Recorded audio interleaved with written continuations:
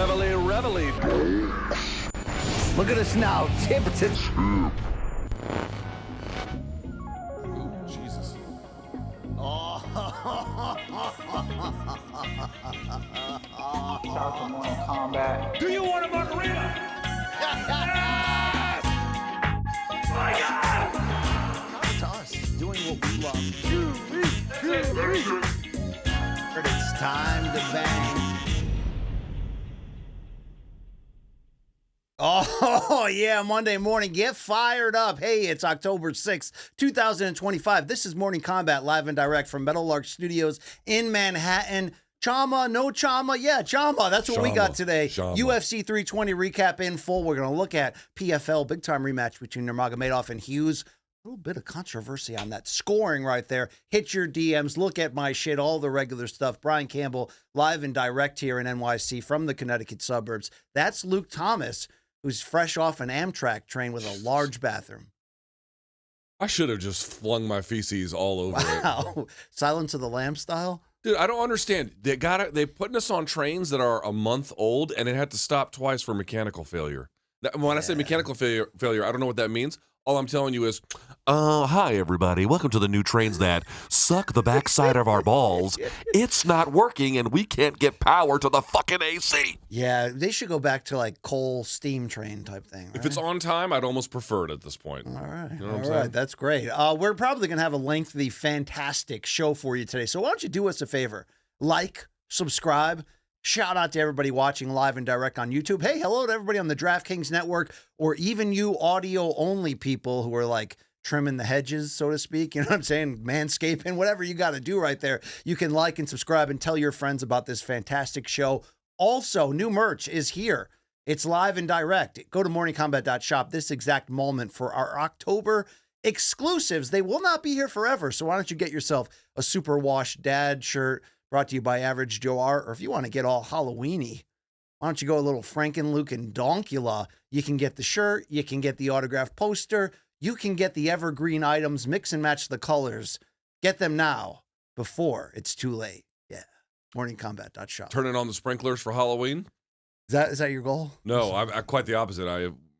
You should just live shirtless out there for Halloween. Just thinking about that, but now it's too cold. Violetta became friends with some other kid at gymnastics. Oh, yeah. And now her and her parents are going to come to our house. Are they lame or are they like workable? They seem pretty cool. Okay. They seem pretty cool for sure. I definitely like them.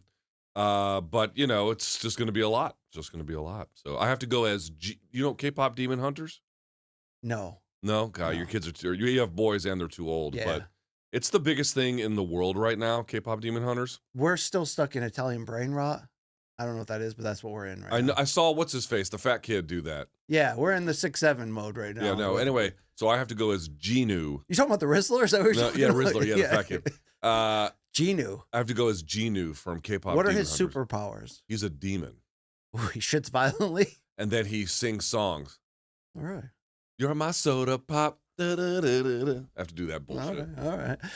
Let's introduce you to the third member of our team, live and direct from his own Main Card Minute He's podcast. single now. He's single. He had a good run in that relationship, though. It's Long Island Taken, Luke. ladies. Sorry. I'm taking the under on that one lasting. You know what I'm saying? Wow, dude, you got to take the over. I mean, we're going on 7 years here. Exactly. Wow, it might be long time. relationship. 7 years in, it might be time to 7 forget years, that. no ring. Jeez. Wow, sounds like Charles Barkley's career, right? Wow. All right. This is awkward. Anyway, guys, Poton. Huh? Hey, now back to talking about your dad's balls. How are you, Long Island Luke? You good here? I'm good. I had a good betting weekend. Enjoyed the fights. What'd you hit? What'd you miss? I hit Poton money line. Okay. I hit a parlay of Merab and the over 1.5 in Jiri Khalil. Okay. And then I lost on the first 2 fights, but I did good on the prelims too. All right. But yeah, there you go. Jiri gave us a moment. In fact, why not just skip ahead to that right now? Can we show you the footage of the O-face that LT made during his live stream of Jiri Prochazka's comeback KO? Let's watch it now. Oh! Slapped him! Slapped him! Holy shit! Holy shit! What? He fucking... Are you shitting me? What? Wow. Are you shitting me? What a feel-good moment. I want to flail more, but I have so much shit on my desk now because I figured it out, though. Yes. It's not... Okay, so I finally gotten to the bottom of this. It is not my computers. Oh, It's the Verizon router. So I dumped Comcast, hoisted by my own petard. Yes. And now Verizon is causing havoc on my life. So that's actually the issue. So I have to have a laptop and then different stuff for that to work with my other stuff on there. How close on are my you to PC. like foil and bubblegum, just MacGyver level? I'm already there. I'm Okay. already there. That was borderline Pwawi way, like the emotion, That was fun. great moment in MMA history, though. I got to tell you, it was not looking too great for him No. heading into the third. Well, you know what? That's not quite true. He was winning, I thought, the last minute of the second round. All right. Wasn't beating him up, but I thought he was winning the last minute. And then the third round came, and he was like, well, I just got a Homer Simpson this shit. That's what it is right there. Wow. That's what he did. Also, shout out to Jed Meshew for joining us on Friday for UFC 320 pregame preview. It was a spirited episode, I would say. People seem to like it, right? Yeah. That was my read. He looks like a tiny man, though, when he's sitting there in this camera with that, Dale Sr. mustache going on. Yeah,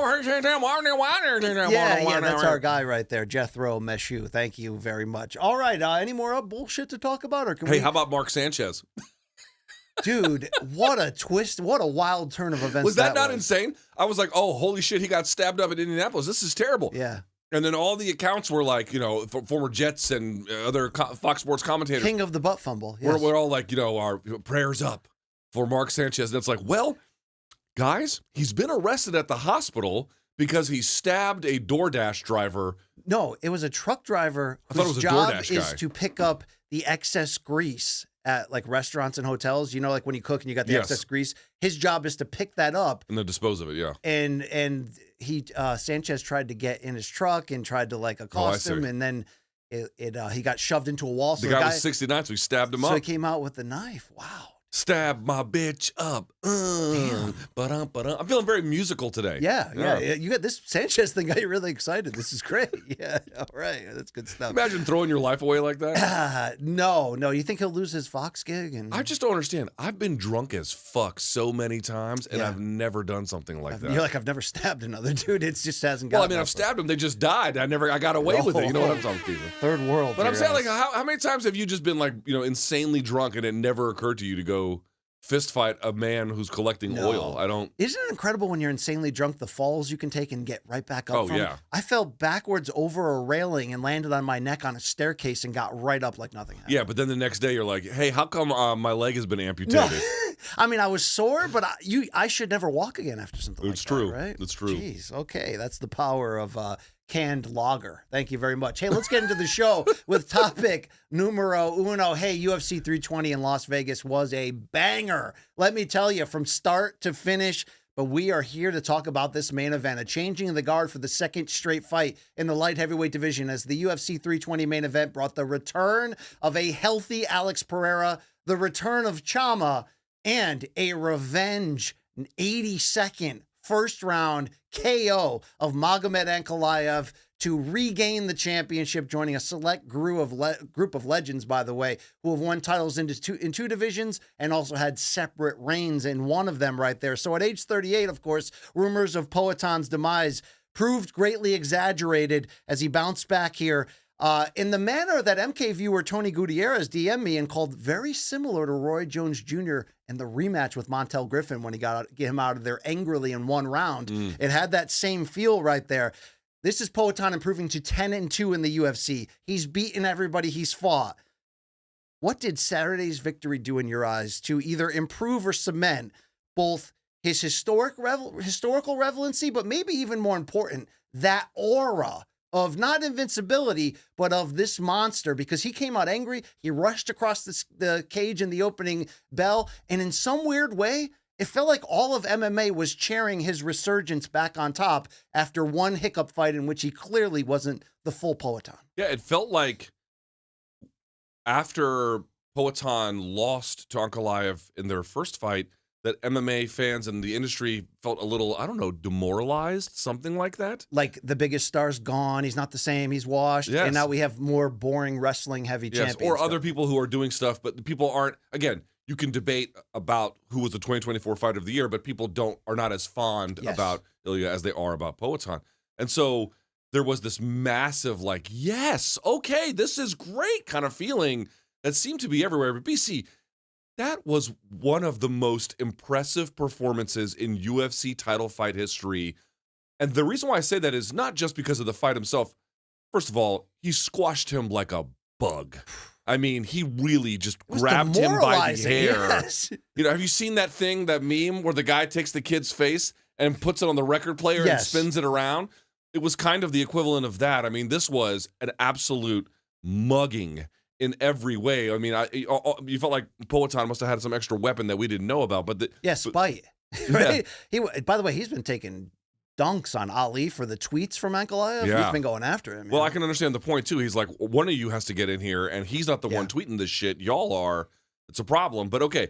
But getting back to the situation, here's why it was so impressive to me on so many levels. First of all, he now becomes the oldest active champion on the UFC roster. As you indicated, there are fighters who have won titles in 2 weight classes, including in multiple reigns.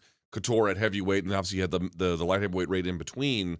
But, you know, to pack it in so densely. Look at this graphic real quick. Can you show the graphic of there's now 5 2-division UFC champions who have also had 2 reigns in one of those divisions. Dude, this is like the all-timers. You have Amanda Nunes, the greatest female fighter. Jon Jones, the greatest male fighter. Randy Cooter, GSP, and now Poatan, dude.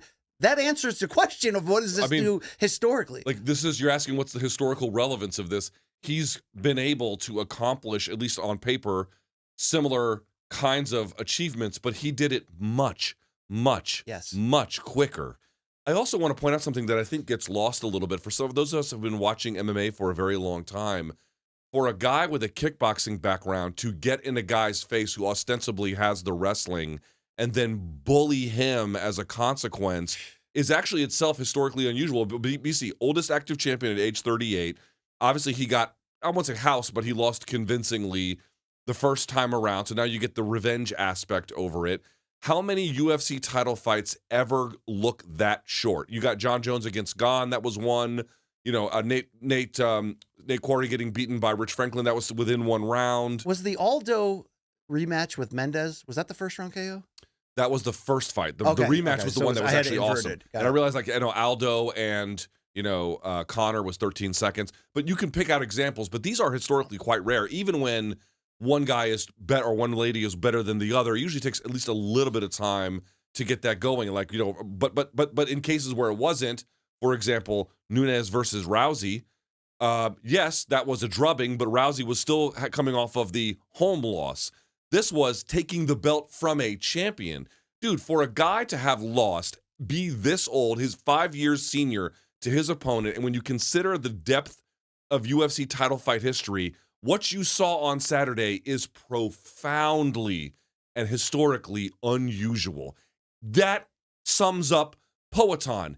He is just unusual, BC. And you can cut that in so many different ways and why he's unusual. But people have been saying, what about, how would you compare him to Izzy's career? And I know that might come up here a little bit later.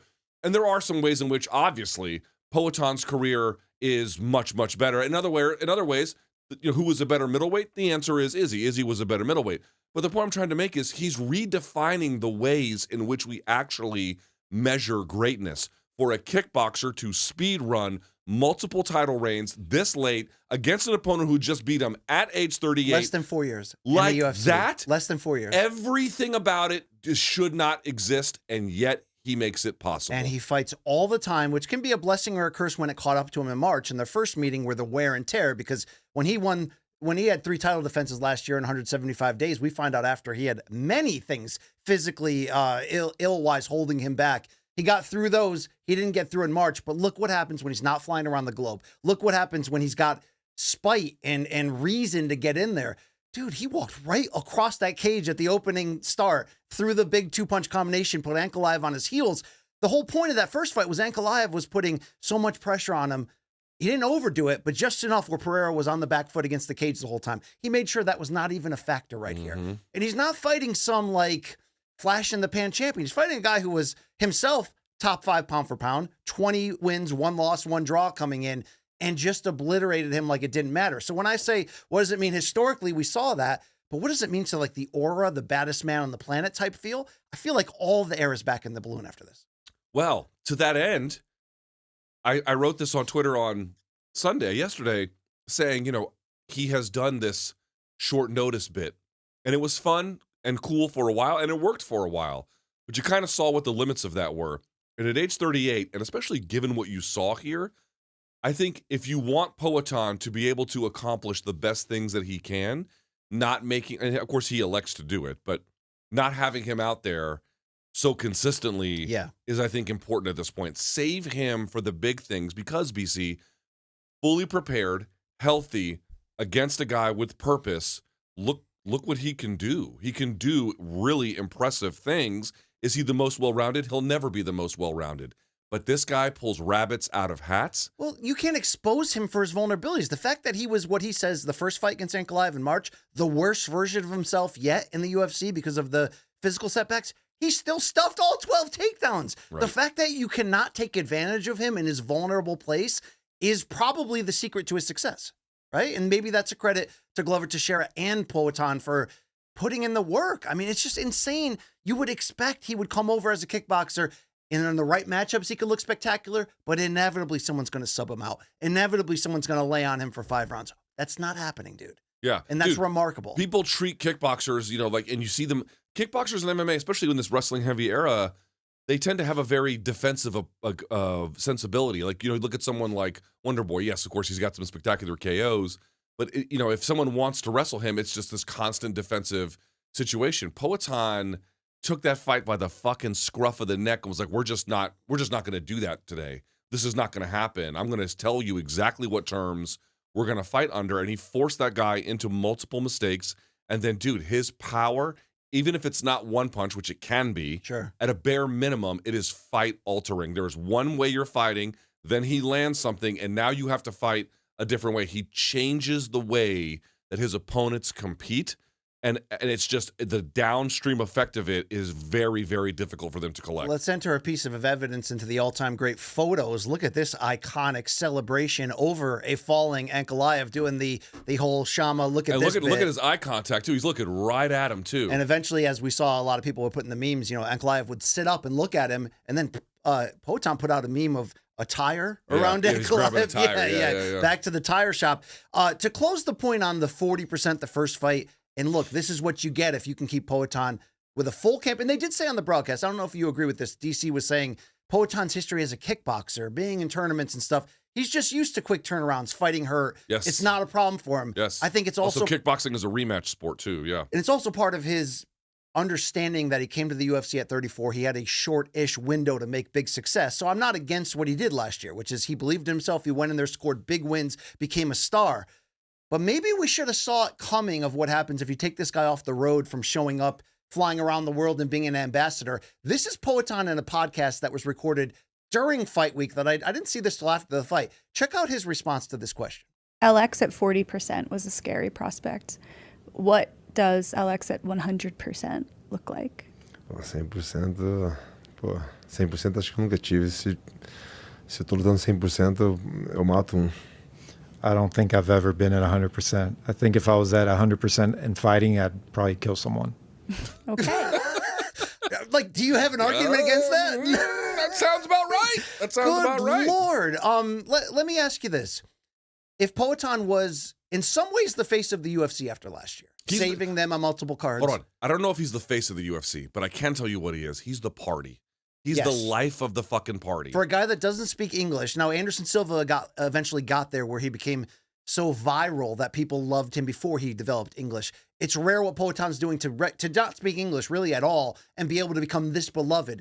But when you look at I know Poatan represents Brazil. He happens to live in the U.S., but we know in totality of U.S., there's these narratives that maybe the stars aren't there of where they once were. Maybe there's not enough American faces and names of what they once were. But for Poatan to be as established as he was, then lose as humbly as he did to Ankalaev, but now to get it back. When you look at the next year for the UFC, they're kicking off the Paramount deal in January.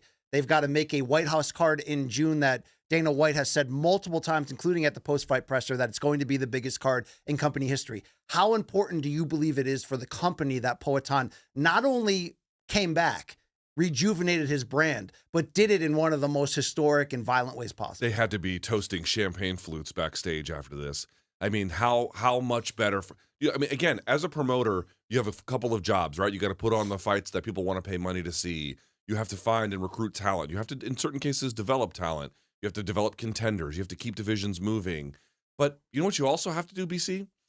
You got to get a little lucky. Yeah. You have to have a couple of guys who break out in ways where when they signed Poatan, I'm sure in their mind they were like, okay, here are some good or even best case scenarios of how this could go. But they think that for probably all the people that they signed. They probably thought that for Patchy Mix too, and that has not gone even close to what they thought. This guy has delivered. Again, he had a loss against Ankalaev. He got viciously KO'd against Izzy. So has it been like the very ultimate, oh my God, best case? No, but it's been pretty goddamn close to best case scenario. And to have this is what it really means to be lucky as a promoter, to have multiple acts in each fighter's career. Well, they'll have a surge and there might be a decline, but then another surge. You get a secondary. That was the problem with McGregor's career. He had one surge and then it just kind of petered out slowly after that. He has a new surge that comes in white powder. Yeah, but you know what I'm saying? Look at the other people you're pointing to. Do you have that graphic with the multiple champions there? Can you put it up on the screen for a second? So look at the case of Jon Jones. There was a big break, and I don't think much of his heavyweight campaign. Nevertheless, it was a second chapter after a long break. And him regaining his light heavyweight title was only because he got stripped 3 times for disciplinary reasons. Yeah. Couture, multiple stages of his career where it was up, down. St. Pierre obviously had a little bit of a down, mostly up, but then a break, and then had another one. And then Amanda Nunes had a slow start and then kind of a big push. But the point I'm trying to make is, in general, what Poatan has fulfilled are these multiple stages of rejuvenation, of greatness, of grandeur, of spectacle, of joy. And dude, the fact that he did it kind of angrily and he was fucking mean on Saturday. I don't know. It felt like it broke a spell that was maybe hanging over the product a little bit. Let's be honest. I don't try to think in these terms a ton. I understand there's a problem of American fighters, and Poatan's not even technically American. I'm not trying to connect those two, but I'm saying there's this narrative that, all the champions now are from Dagestan, and they don't speak English, and they have boring personalities, and they have an even more boring fighting style. In reality, I don't think that of Ankalaev. I think he's well-rounded, and there's a lot to like in his game. But do you think the fact that we took the belt off of a quote-unquote boring guy to the masses and put it back on arguably the most exciting guy, like, that doesn't hurt? That's a huge part of this. Like, that has to be said out loud. Poatan became a star almost by killing off other people's star rise. In fact, we have a graphic from Twitter that illustrates this. These are the win streaks that he snapped. Sean Strickland had an 18-fight win streak until Poatan knocked him out. Adesanya was riding a 23-fight win streak. 13 for Prochazka, only 4 there for Hill, 5 for Rountree, 14-fight unbeaten streak there for Ankalaev. That's kind of how he did it, right? We thought it was Adesanya's story, as Chuck Mindenhall famously said here in this show. It was really Poatan's story, and Poatan's story will continue. I got it dead wrong, this graphic in real time. Sean Strickland was on like a 6-fight win streak before Poatan. He lost to EZDS before that. Was one of them in a different weight class? He lost to Kamaru Usman. Maybe those were at 70, and then he moved up to 85. That's a fair point.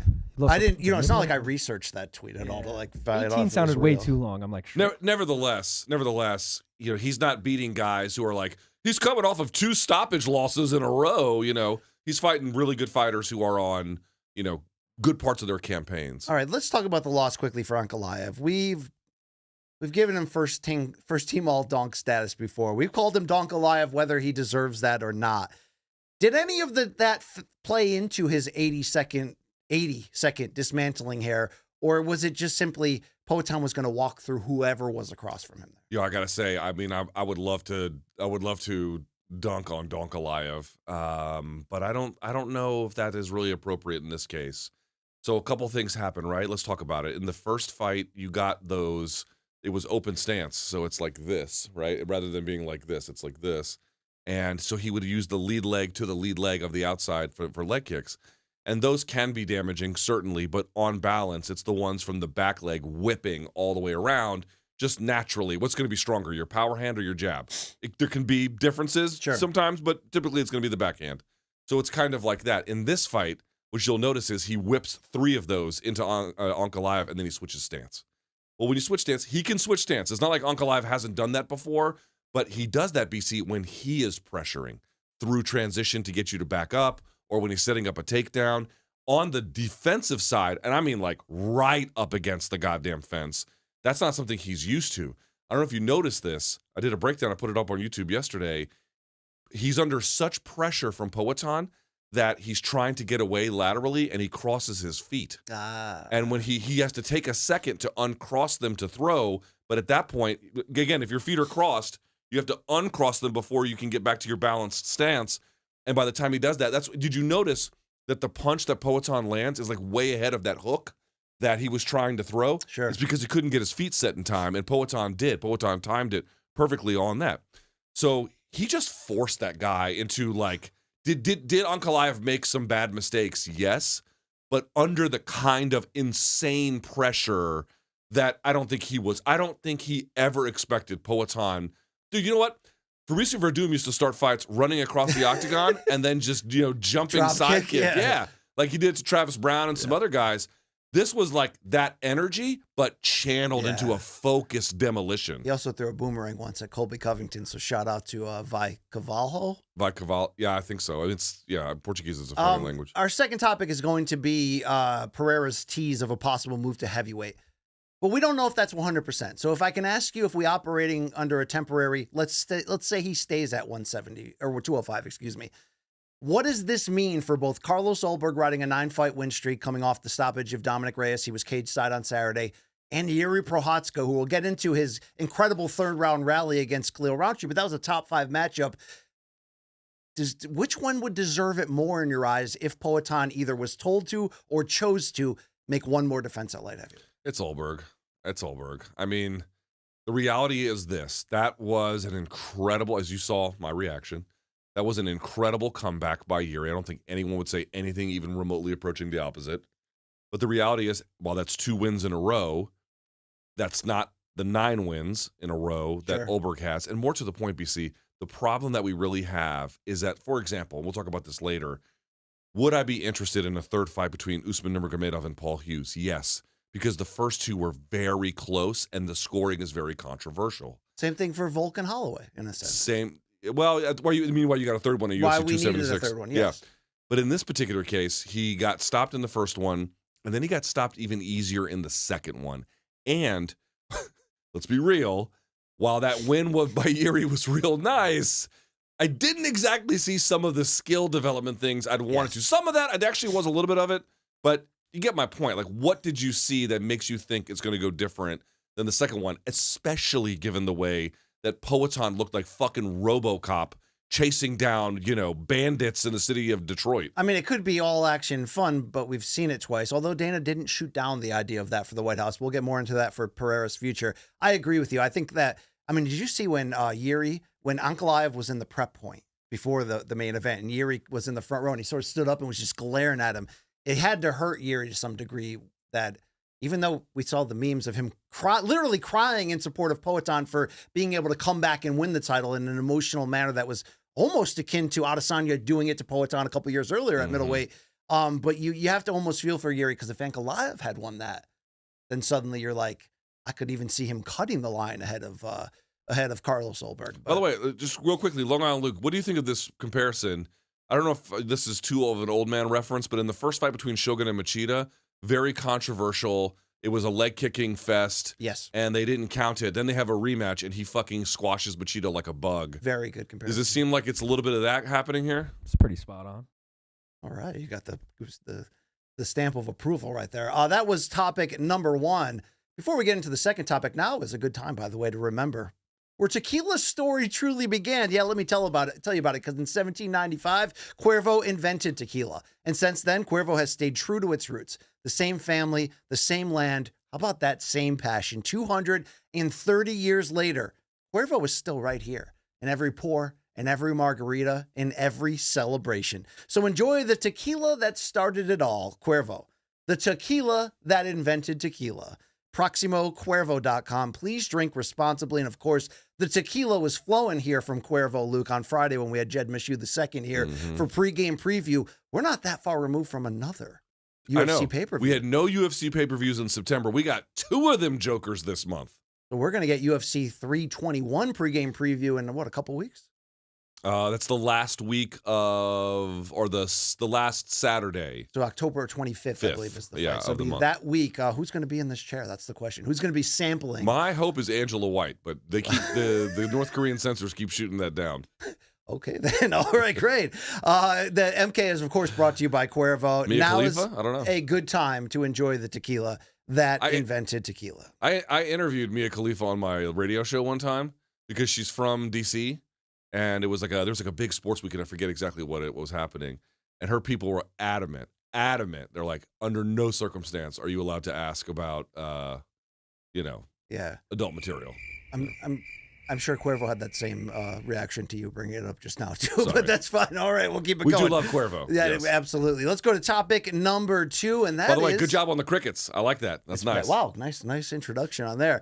Topic number 2. What's next for Alex Pereira? He did seem to tease a big-time move to heavyweight. We don't know if it'll be temporary, one-time, or full-time. Of course, in the post-fight interview with Joe Rogan after defeating Magomed Ankalaev, you did see Poatan say, I had a prepared statement, and instead of reading it, he chose instead to do a moment of silence for the death of Jon Jones's brother and a former NFL player, Arthur Jones, which was a classy move right there. But we would see him go on to talk about hopes of not only moving up to heavyweight, but potentially fighting Jon Jones at the White House in June. So, Luke, given his age of 38, given everything he's accomplished in just 4 years as a UFC fighter and the reputation that he's built within the company, which matters because he's doing what Dana loves, a guy that will turn around on short notice, will fight anybody at any time.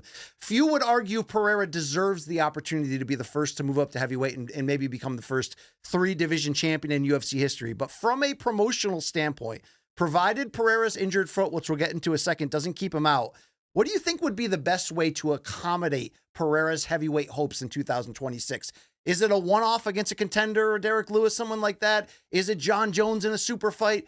Is it lining him up to face Tom Aspinall or the winner of the Cyril Gane matchup?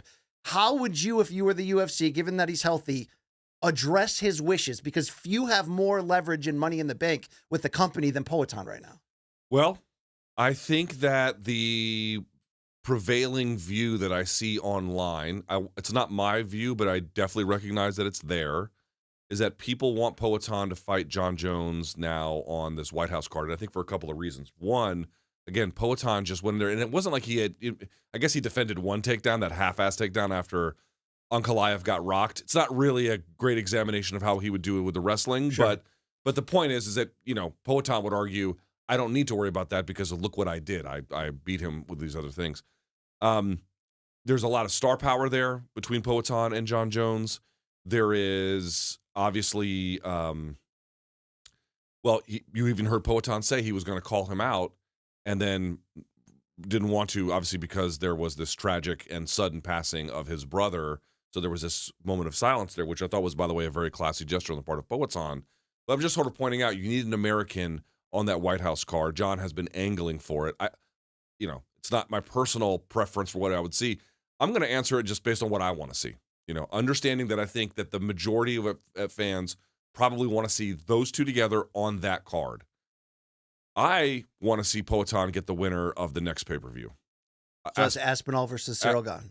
Either way, you're going to get something worthwhile there. Now, to that point, in either case, that's probably not a fight that is as well suited for that White House card as the Jon Jones factor because of who Jon is. He's an American, obviously one of the most decorated champs in UFC history, blah, blah, blah. You get the point there.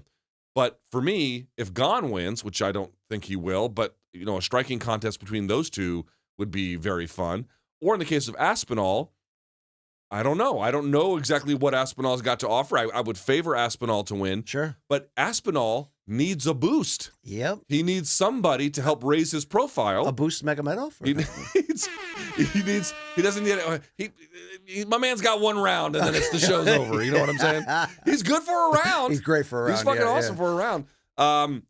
For me, the answer is the winner of UFC 321's main event. But I recognize that, Long Island Luke, I'm guessing you probably prefer the Jones factor at the White House, yeah? No, I'm actually with you. Oh, okay. But I'll actually say with this caveat, if Aspinall wins, I want to see Pereira Aspinall. If Gane wins, then I would go Jon Jones Pereira. Oh, really? Yeah. Just because that's the bigger, star value fight. That's true. Can't we have it all and have Jones, Aspinall, and then Pereira also on the card or on a different card making his heavyweight debut? Or do you want... Who would it be? I don't know. I mean, I guess it's what you... it depends on Pereira's injury. It depends on a few things. Because if he can come back pretty soon, it's like, do you put him in a main event and one of your early Paramount numbered pay-per-view or PLEs, whatever you want to call them? He may have broken his foot, so we don't... Yeah, well, let's get right to that. Can you do the foot video first?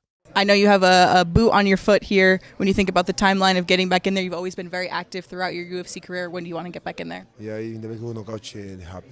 we have to see how this heals up. I'm pretty sure it's broken. You know, I was kicking his legs, and when he switched stances, as soon as I kick his lead leg, you know, I felt my foot, so we'll have to see. All right. Did that tell you that the White House return in June, which is now being targeted for Sunday, June 14th, which is the president's birthday, yes, very American history focused. I can see that. I can't wait to see you holding up a $1 coin with that man's face on it. We'll get more on the LGBTQ spin-off political channel.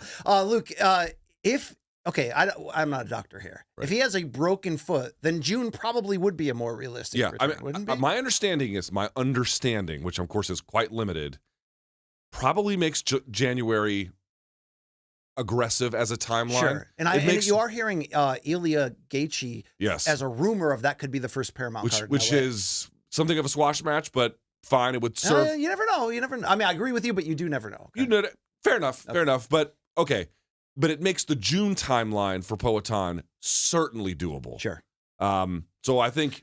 So if you're doing the June thing. Just to add the other piece here, if you're going to do whatever you do, whether it's Aspinall, Gane, Jones, whoever, give me Jiri and Carlos Ulberg interim title. Interim title. So interim title just in case he stays at heavyweight. Yes. Meaning just in case Pereira moves up. If he goes up there, and even if it's fluky, right? Even if he dude, who am I? What impression is this? Tom Aspinall. Yeah. What if he gets you could even say, what if he just gets lucky and he just fucking chins him one time? They're gonna run it back. But then again, if you can get Poatan Jon at any point, do you just cash it in and do it? There's a lot of questions here. He chins Aspinall. Again, I don't think this is the likeliest outcome.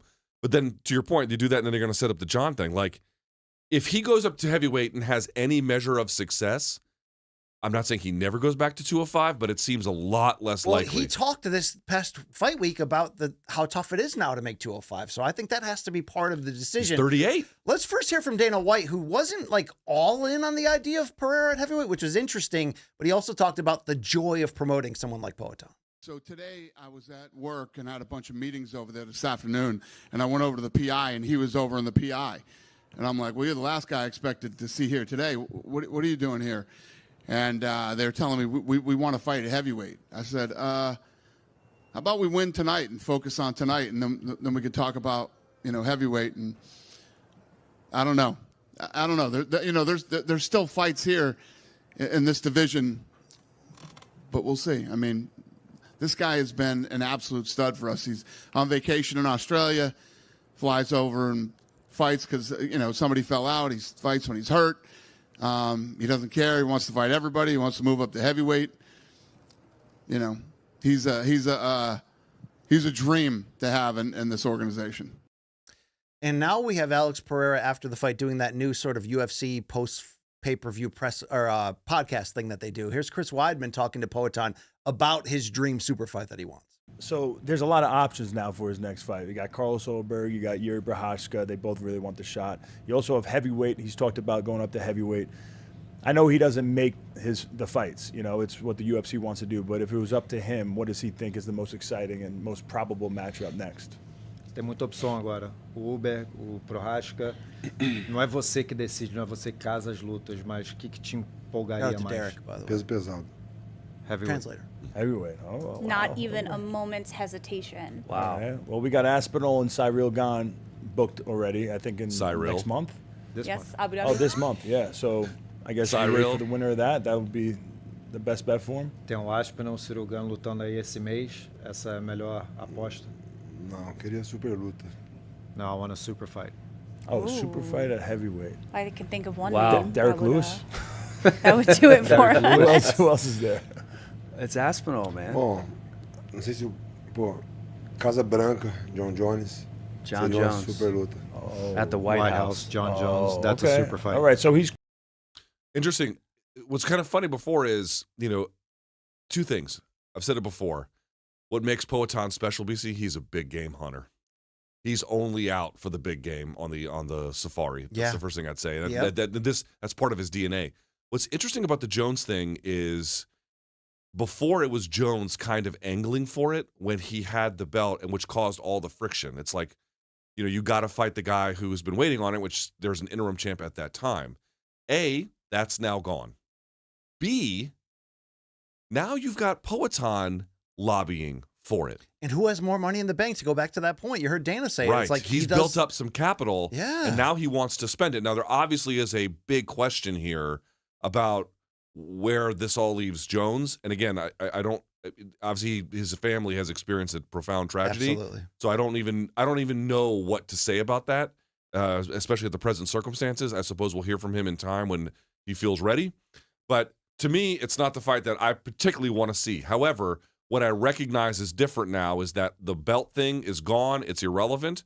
And Poatan wants it after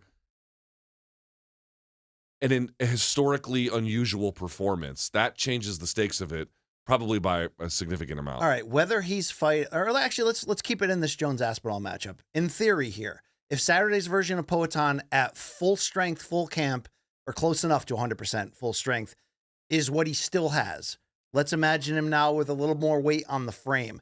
Let's also remind ourselves that he stuffed all 12 takedowns from Ankalaev. Whenever we originally talked about the idea of the Poatan-Jones super fight when Jon was really pushing for it so that he didn't have to fight Aspinall, the first thing we said, well, yeah, Jon's just going to take him down like he did Serial Gain and just sit on him. Do you feel like that would be a major factor in that fight? Like, what does full-strength 38-year-old Poatan moving up with that speed, with that power, what would that look like against Jon in your eyes? Does he still end up on the bottom? I would imagine that he would.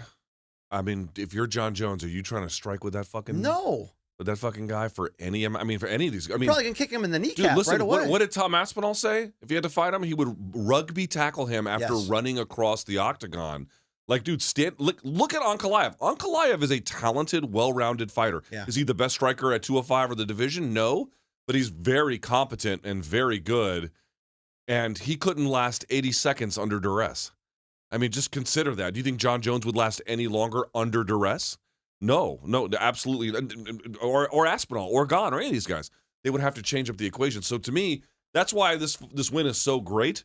But at the same time, it does leave some questions because it's like, right, well, now that the cat's out of the bag, that you might just come out of there like Evel Knievel, shot out of a goddamn cannon, they're going to be ready for this. And at a bare minimum, they're going to want to turn the tide on him. What does that do? We'll have to see. Wow. Good stuff right there. Listen to the conversations that we're having, right? Listen to how fun these possibilities sound like. Poatan just brings joy. Does he not? He does. He just brings joy. I used to say that about the fighting nerds when they used to win. They just bring fun, joy, but Poatan does. So to remind you, Poatan 10-2 in UFC in less than 4 years. 2 division championships, now on his second reign at light heavyweight. He has beaten everyone he has stepped foot into the octagon with. He has 12 fights. 8 of them have been title fights. The stats go on and on. So Luke Thomas, this is probably the most important question of what could happen by him moving up to heavyweight in my mind. Jon Jones, 2 division champion, the recognized GOAT. Could you make an argument for GSP, even someone like Khabib or Silva? I mean, you could, but I've never been in a time where it's felt more universal that Jon Jones is the GOAT. If Alex Pereira were to defeat Jon Jones in a super fight or defeat the winner of Aspinall Gane to become the first 3-division champion in UFC history, would you feel comfortable saying he could exit those fights as the GOAT in the history of the sport? Or is it too special and unique, his run, to compare it to others? Because if you had to say at 38, what's left for him? What else could he do? We're talking about, Jones' super fight win or that 3rd division title. But with that, is that enough for him to not only enter that conversation, but to potentially exit the cage with that mythical title, with people saying, yep, he's probably the best we've ever seen? I'm not sure how to answer that question, because do I consider him the most objectively talented fighter that has ever entered the octagon? No, I don't think I can say that. Not on a pound-for-pound level, no. However, if you have a double champ record in the highest level of professional kickboxing, for heavyweights anyway, or for big guys. And then you have the most unique run and achieve a feat of excellence before any other fighter could do it, to your point, becoming a triple champ. What are you supposed to call that guy? Or if you take on the reigning GOAT, although, he's older, but if he signs up for the fight, you take him on, and let's say you beat him. Yeah. Isn't that like the easiest path to try to get there? I'm not saying even a win over an old... beating the champion. Even a win over an old Jones. I'm not saying that automatically catapults him, but if you did get that, if you became the first 3-division champion, I mean, that's hard. That's like, I don't even know what, it's so mental. It's actually quite, I've said this, again, I said it on the show, I said it on Saturday night. Like, the guy achieves in ways that are so unusual by conventional standards that, like, when you're trying to compare him to other people, it's like, okay, well, there's pieces that fit, but he's his own unique standard. It's the Powhatan standard, and it's just in real time hard to grasp, but a fun thing to witness. It's crazy. I mean, I always say that about Lennox Lewis's heavyweight boxing reputation. That he's a top 5 heavyweight of all time. And one of the biggest things is he had 2 losses, both of which he avenged by knockout and title rematches. So he beat everybody he fought. Mm-hmm. What if Pereira runs that table and has that same part to his legacy? That's pretty damn awesome. I know Khabib beat everybody he fought. Did GSP ultimately beat everybody? Yes, he did. He lost to Matt Hughes. He beat him. He lost to Matt Serra. He beat him. So he's got that going for him too. That is, to me, that's an incredible stat. Yeah, that's when you can do that. You're doing. I mean, yeah. Are you going to win every time? No, but you were the better guy every time, right? I know Pereira lost to Adesanya in the rematch, but he also got him in the first twice in kickboxing and then in MMA. In the first one, yeah. All right, let's go to topic number 3. We go to that co-main event there at UFC 320 in Las Vegas as Merab Dvalishvili extends that win streak to 14. And Bantamweight GOAT talks are now swirling following his victory over Corey Sandhagen. And I know what you're going to say. No one can score a big win in MMA these days without a podcast showing up and doing the whole GOAT thing. But as we try to figure out that, the machine has won 14 consecutive fights. He's 2 shy of Anderson Silva's record, 1 shy of Islam Makhachev in Kamaru Usman. He's moved into a first-place tie for most title defenses in bantamweight history. And he's seemingly cleaned out his own era in this division, short of fighting teammate Aljamain Sterling, who's no longer in this division. And when you consider the 8-fight win streak that got him to this point, were wins over Marlon Moraes, Jose Aldo, Petr Yan, Henry Cejudo, Sean O'Malley twice, Umar Nurmagomedov, and now Corey Sandhagen, has Merab done enough to supplant names like Dominic Cruz and TJ Dillashaw in this conversation for Bantamweight GOAT, or are we just filling time here with another segment? No, I think he has. Or at a bare minimum, I don't think the argument is that hard to make. I think I was looking at some of their streaks, and there's a win streak there that Dominic Cruz has up until the Garbrandt fight, even with all the injury, that is still very, very good. 2 wins over Uriah, win over Mizugaki, win over TJ. Demetrius Johnson's in that, and I was there for that fight, and he housed him. And everyone be like, well, he was flyweight. True, but DJ went up to 35 at 1, and he was great there. So, like, I get the point. That was a different kind of DJ, but nevertheless, it was a different kind of Dom Cruz. I don't think that the argument is so overpowering, BC, that if you believe that the answer is Cruz, that you have no place to go to. What I am going to say, though, is now it's becoming not quite undeniable, but pretty close that Merab is the guy. Certainly across eras, I would pick Merab to beat any of them. I don't think that part is really in any way in question for me. What he's done is remarkable. The thing that really stands out to me, BC, is, it's kind of funny, right? Cruz lost early to Faber when he was barely recognizable in WEC, and then eventually they fought 2 more times, and he won both of those. But when you look at the age in which he fought him, I think even the 3rd fight, Cruz was close to like 31 years of age. Merab he'll be 35 in January. When Cruz was 35, he was fighting Henry Cejudo. Right. And what I mean by that is Merab is able to do things obviously later in his athletic career. That's part of it. But the other part is, dude, he's a little bit of an accidental champion.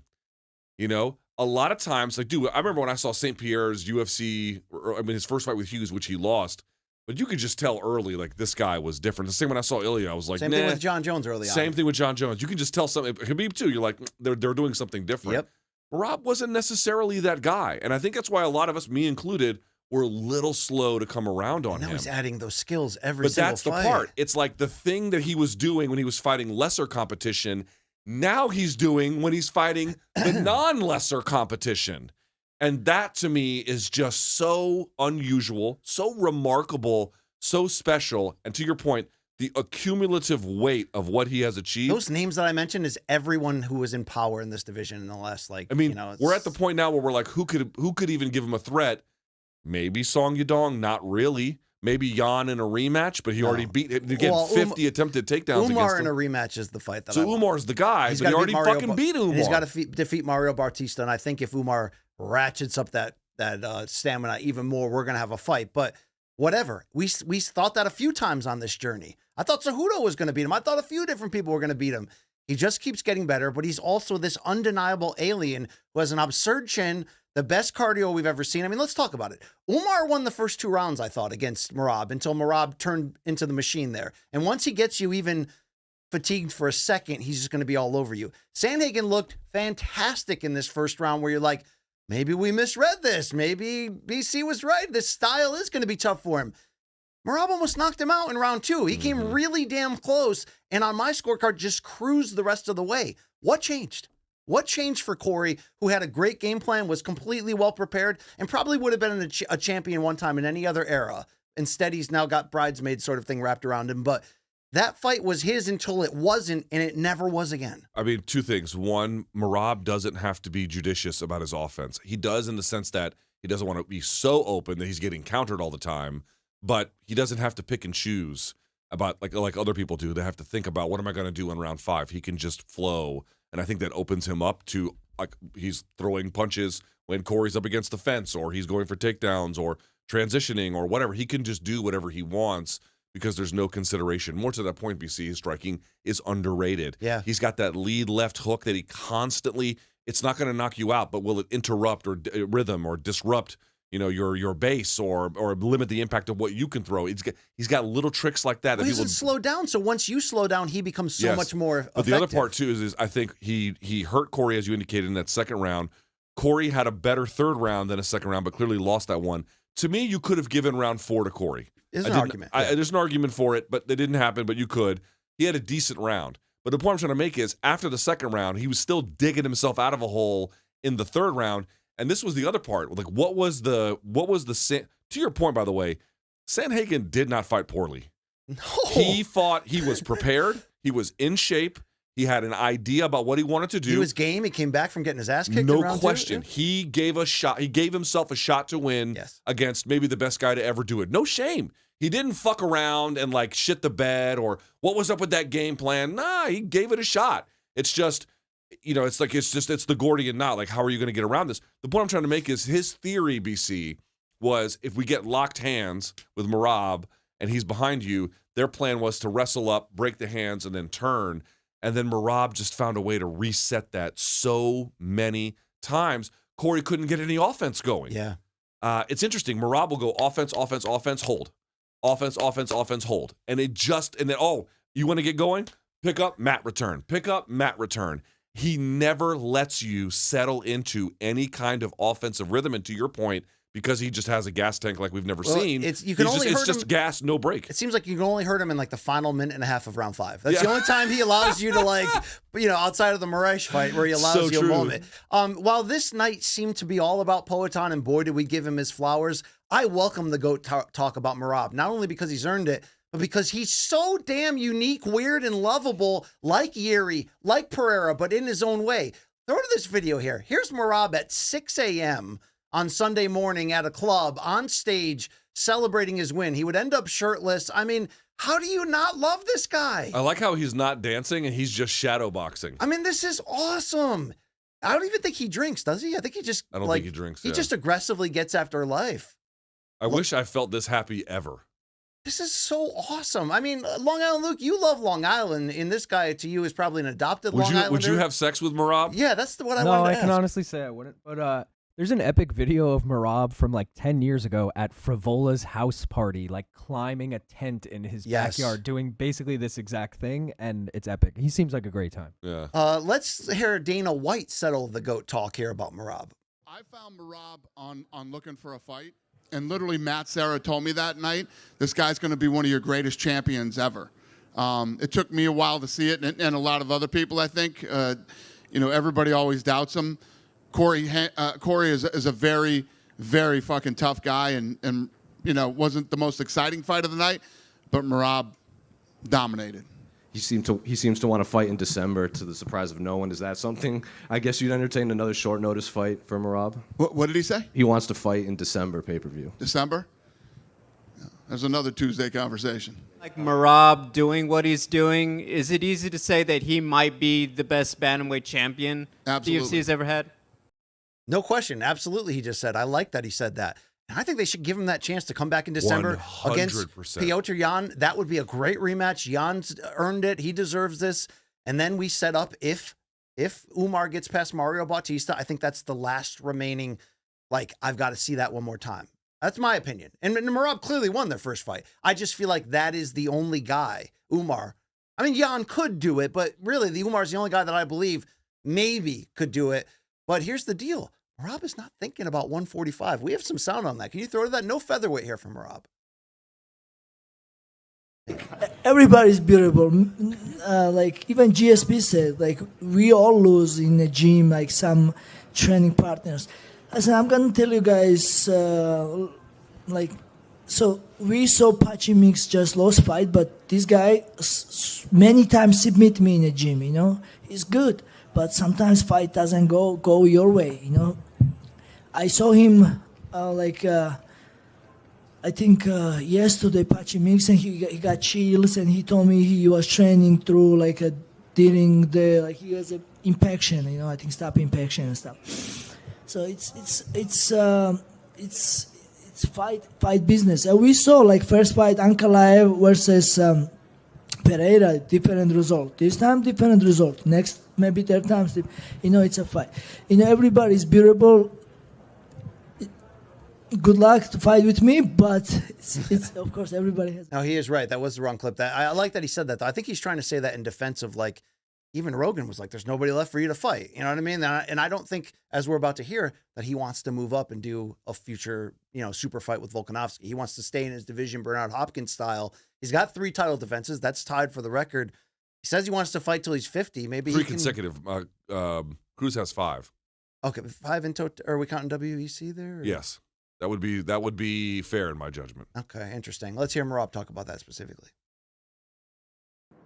This is my division, and I'm comfortable here. I don't want to try go up and make a mess, and because I don't want to be without in white. Saying it's you have if somebody show up, I'll just waiting tomorrow. We will crash his face. We will be mad at least. So it's the guys earn them weight. Whatever. So and then also I'm comfortable here. I wanna be my division champion, and then there is I have respect for all these guys, especially my brother Aljamain Stanley Volkanovski, and I don't want to fight these guys. I'm good here. I don't know. We'll see. We'll see. We'll see. We'll see who comes up on the underneath to eventually be a contender for him. But right now he's looking. He could be pound for pound number 2. Could you put him above Islam, who's only taking a step back because Ilya's rising, and Makhachev, who had to fight Moicano last minute, hasn't been fighting, I guess, the super A list, but he will be soon. He's going to moving up to fight Jack Della Maddalena. But I hadn't thought about that. I guess you could. The names are temporarily there. You could. Now, obviously, if Islam beats JDM, then absolutely that will change that again. Yeah. But right now, I think I have Ilya 1, Merab 2, Islam 3. And then where are you going for? You put Pereira there? Gilvin Gastelum? Put Pantoja 5. This is a wild time to be alive. I'm loving it. All right. Hey, this podcast, by the way, that you're watching right here, it's sponsored by Total Wireless, the official wireless partner of UFC. So when you're streaming the fight and sharing those takedown highlights with your friends, you need a wireless provider that will keep you close to the action. With Total Wireless, you're covered by the Verizon 5G network, so you don't have to worry about your connection being KO'd at the biggest moments. And even though it's not something you normally say, hey, my wireless provider's got my back, they're in my corner 24/7. The thing about Total is they are. Total Wireless keeps you covered for just $25 a month. That's with 4 lines, not sacrificing essential things like speed for that. So you can stay ahead of the action and keep up with every knockout. Total Wireless also understands that you can't afford to miss those punches that you don't see. So you want a price guaranteed for 5 years, taxes and fees included? Oh, they got that one too. So the best fighters, they don't make it to the top in the octagon alone. They need that all-in support behind them. So why don't you take a spin and figure it out? Go to TotalWireless.com right now. Visit your local Total Wireless store to learn more about how Total Wireless can be in your corner. 5G access requires a 5G-capable device on a 5G service area. Monthly rate on the Total Base 5G Unlimited plan for new subscribers applies only to the monthly rate for your plan. Additional terms apply. See the website for more details. Let's move on to topic number 4. The UFC 320 undercard brought a lot of surprises, explosions, and breakthrough wins. Obviously, none bigger, of course, than Jiri Prochazka in round 3, down on the scorecards against Khalil Rountree Jr. Talk about embracing the chaos. After Prochazka was picked apart for 2 rounds, he went into berserker mode in round 3 and improbably finished a top 5 opponent to put him within striking distance once more at that UFC light heavyweight title. Luke, you've actually talked with Jiri in the past about his game. Mm-hmm. You know his game very well. After this performance and all the love he's receiving for being as uniquely weird and dangerous as he is, should Prochazka just continue to fight like a crazed asshole the rest of the way, put that pressure on, gas people out, and do exactly what he did to Rountree, who looked like a champion for 2 rounds, by the way? Dude, for 10 minutes. I mean, what do you do if you're Prochazka? Do you just continue this chaos? I don't think that that's a tough one. I don't think it's a good idea. Now, you're going to be like, well, what he was doing before he went into berserker mode wasn't going to get the job done. And that is also true. I mean, there's, 7 or 8 minutes into this fight, BC, you were like, oh, Jesus, Khalil's got his number. I thought Khalil had his number. Jiri was confused. He was getting pieced up. That was another one. They were in open stance, and he just couldn't figure out a way to get through that first line of defense. It was really, really difficult. Rountree had range distance. Everything he threw was hard. And speed. Huge, powerful hooks he was landing. But I'm going to say this, man. I think that Prochazka should treat his absurd levels of durability as an ace in the hole. In other words, I actually feel like, given the circumstances, he went to that at the right time. He went to get the sawed off from the trunk when he had to. Let me go to my car and get my other gun. Yeah, right? Yeah. I think that's what it felt like to me, and that worked. And it's amazing that he's got that gear.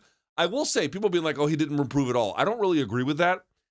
You ever seen, do you know what a double end bag is? Those are the bags that sit like this, and it's tied to the ceiling, and it's tied to the floor, and you press it, and it goes out and comes back. Yes. So you can jab it, and then it comes back, and you can slip.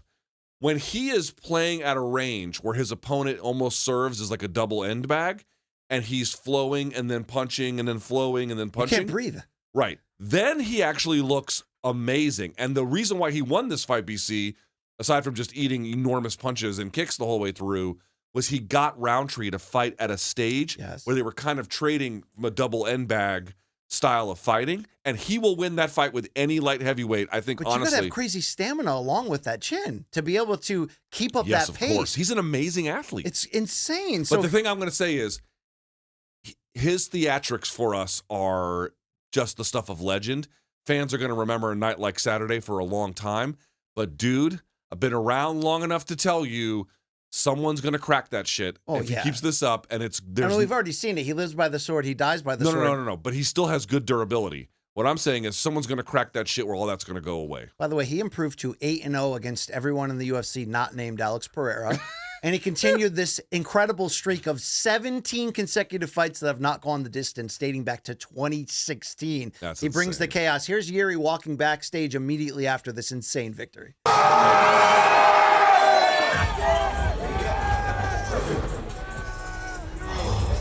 Oh, he's the champion now. That wasn't necessary. I think it was necessary. It was necessary. It was necessary. It was necessary. To catch a little bit. The right turn, Jiri. Hold up. To win the fight. Second 10, right down here, Jiri. It was necessary to turn into berserker. It was super necessary. Jed Meshew sat here and challenged you to start loving this man. Was Saturday the turning point? We saw that reaction from Luke Thomas. I already had a turning point with the Jamal Hill win. Okay. So I didn't need to be convinced at this point. All right. But the thing is that Jed likes it when Jiri fights like a donk, and I like it when he's a little more selective. So you'd like... But I'm going to say, my man had to pull the pin on the grenade on this one if he wanted to get a win. So all's well that ends well, I moving suppose. forward, maybe a little head movement and defense could help him. Let's hear Jiri talk about that. I started to believe in my defense, in my hands up. Man, I didn't understand that works.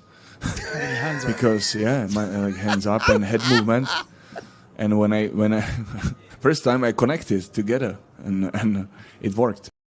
That is the best quote of all time. Like, it's like, bro, boxing's been around for well over 100 years. They figured this out a long time ago. There's a lot of elite MMA fighters that need to watch that video, though. Turns out it works, guys. You know, if I avoid contact, it's so and actually, true. I cannot believe how poor they just think that, like, you know, I don't need him up here. I'm just gonna. Yes. Well, look, Jiri still believes in this trilogy with Poatan. And by the way, Team Poatan does like him. Glover Teixeira gave an interview where he said, like, this third fight will happen in some form. The question is, how does Jiri change the result? Here's Prochazka once more. But I am really happy that I saw that Alex won. Maybe you don't believe me yet, but I believe I will find a way to a costume for party? Alex in the third match. What would be different this time around? You know, as you saw the fight, there was a pressure. There was a pressure from Alex. In this my last fight with Khalil, I really understand I need a pressure from opponent, from myself, and in that case, I'm working the best. I'm doing the best. I just need to accept who I am and just go through every time, find a way through Alex Pereira. I think the way through is to get him into a berserker brawl and just try not to get got, but that's really hard against Poatan. Going to be tough. You're going to welcome the demon out of him as well. It's going to be tough. And luckily, though, he's not accusing him of channeling the spirits anymore for the victory. Which is, it's like you didn't go to a shaman this time. Yes. Also, Jiri dressed like his life is a costume party. Yeah. He's literally dressed like, you know, either you're going to a costume party or this is the most insane cultural appropriation on planet Earth. Yes. Either way, though, no one seems to get. Dude, my man is like, I am a samurai. It's like, dude, you're from the Czech Republic. I'm a samurai. No, you're not. All right, before we get into the many breakthrough stoppage performances on this card, I do want to talk about Pat G. Mix. They moved this fight up from the early prelims to the mid prelims. The official record now is 0-2 in the UFC, and it really wasn't, in my opinion, a strong performance against former KSW champion and debutant Jakob Wicklotz, I believe. Big Lots? What do they call him? Viklich? Jakob Wicklotz? Jacob Wicklotz.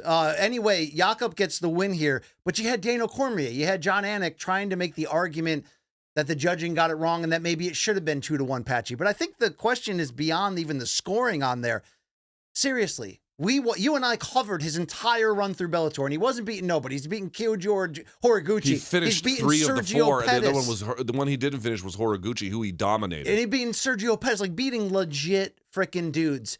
The guy that showed up for both UFC fights is not the same guy. No head movement. Body language is not good. Flat-footed. Just, I don't know what happened. Luke, what the hell happened to him?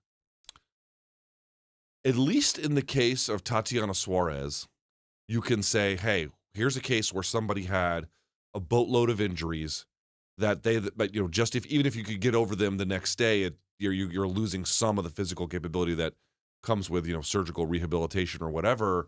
And then also just a ton of time, BC, that she lost in her career. And by the way, even with all of that, she still might get a title. Like, that's actually not out of the realm of possibility.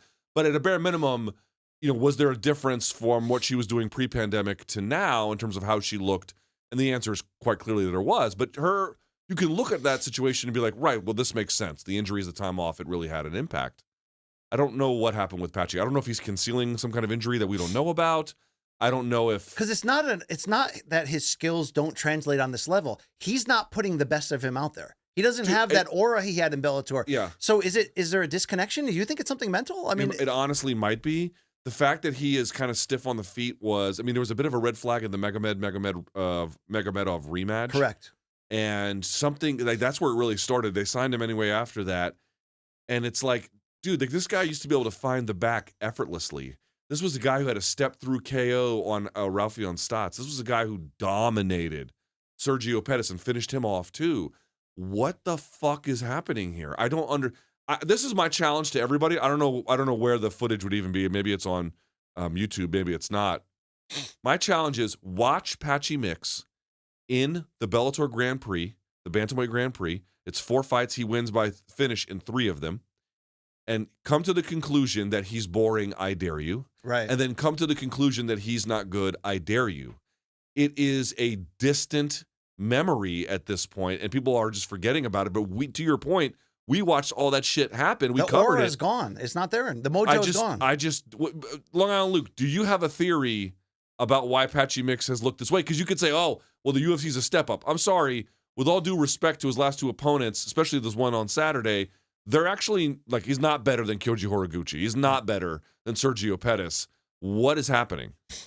I don't know. You made a good point. Like, I don't. His 2 opponents in the UFC were tough guys. I don't want to, like, Mario Bautista. I'm not saying they're bad. Yeah. Mario especially is hard to look good against. To yes. your point, Horiguchi is obviously a legend and more well-rounded, whatever. But yeah, dude, I don't know. I saw someone say that him and Tatiana are winless since they got engaged, but I actually think that's false because I'm pretty sure he proposed to Tatiana just before the Magomedov fight, the one that he won by close split decision. Maybe. And I think she had a win before the title opportunity too. Didn't she have a comebacking win? I don't know. Whatever. The point is they're both suffering, unfortunately, in terms of not putting the best of them out. Can you show that picture of him? Long Island, do you think he deserved the split win or what? Jesus. No, so in real time, we knew it was 1-1 going into the third, and I think I remember saying, like, I feel like Patchy could win this, but I wasn't, like, shocked at the scorecard, but split decision, I mean, obviously it could go either way. How could anybody sit there and be mad about that scorecard? He didn't even pass guard the vast majority of the time. He got freaking mounted, dude. And I know he had the back at the end of the third for a minute, which was, I was like, okay, well, what the fuck was this? Dude, the guy is known as, dude, to the extent there used to be criticism of him, that he wasn't good enough. It's like, well, he's just a backpacker. Where is that? I don't even see where that is. So to me, it's like, dude, I don't know what happened. I don't know. Again, mental block, hidden injury. I honestly don't know. I wish him well. I hope he bounces back. He's still young enough. He's what, like 31? He's still something like that. Yeah. He's only has 3 career defeats. One of them to Juan Archuleta in a title fight, and then these 2 back-to-back UFC debuts.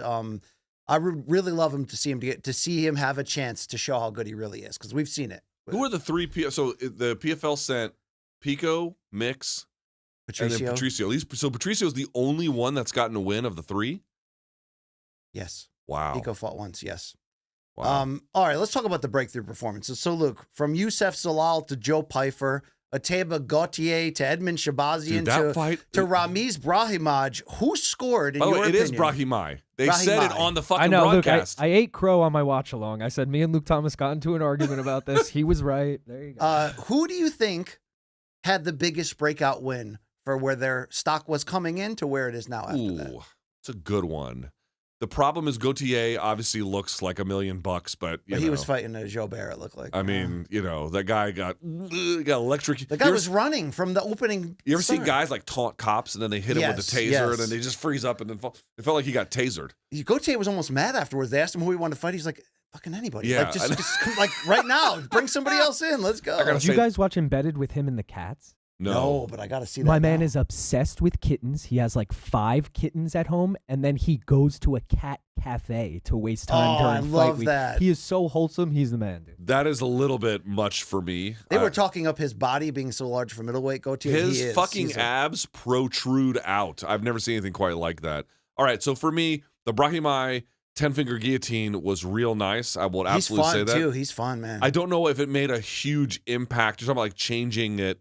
I'm going to actually say Edmund Shabazian over Andre Muniz. Yes. I don't think anyone had like this uplifting moment. Muniz's punch resistance has been against him for a while. Yeah, but you know what? Like Edmund just starting to put things together a little bit better. He's physically filled out, which is good. And the game all connects smoothly at this point. He doesn't rush things, although he's still kind of dangerous, obviously, in the stand-up. I liked what I saw from Edmund Shabazian. I thought that, and by the way, Veronica Hardy had a pretty decent performance too. Yes, but she did. I'm going to go with Edmund Shabazian. That was a very good victory for Edmund, and it's good to see because. What am I saying, dude? Daniel Santos.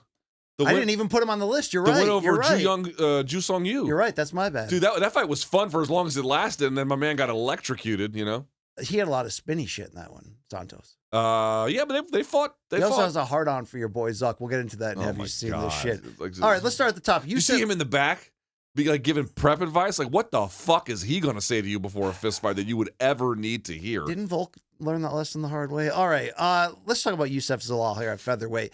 Dude, he needed 98 seconds to submit Josh Emmett after a clean takedown, and he was like above and beyond apologetic about that Cater fight where it was boring. He ran. He accused Cater of greasing. Like, there was a lot the fans didn't like about that performance. Zalal almost went above and beyond to say, like, that's not me. I apologize. You'll see.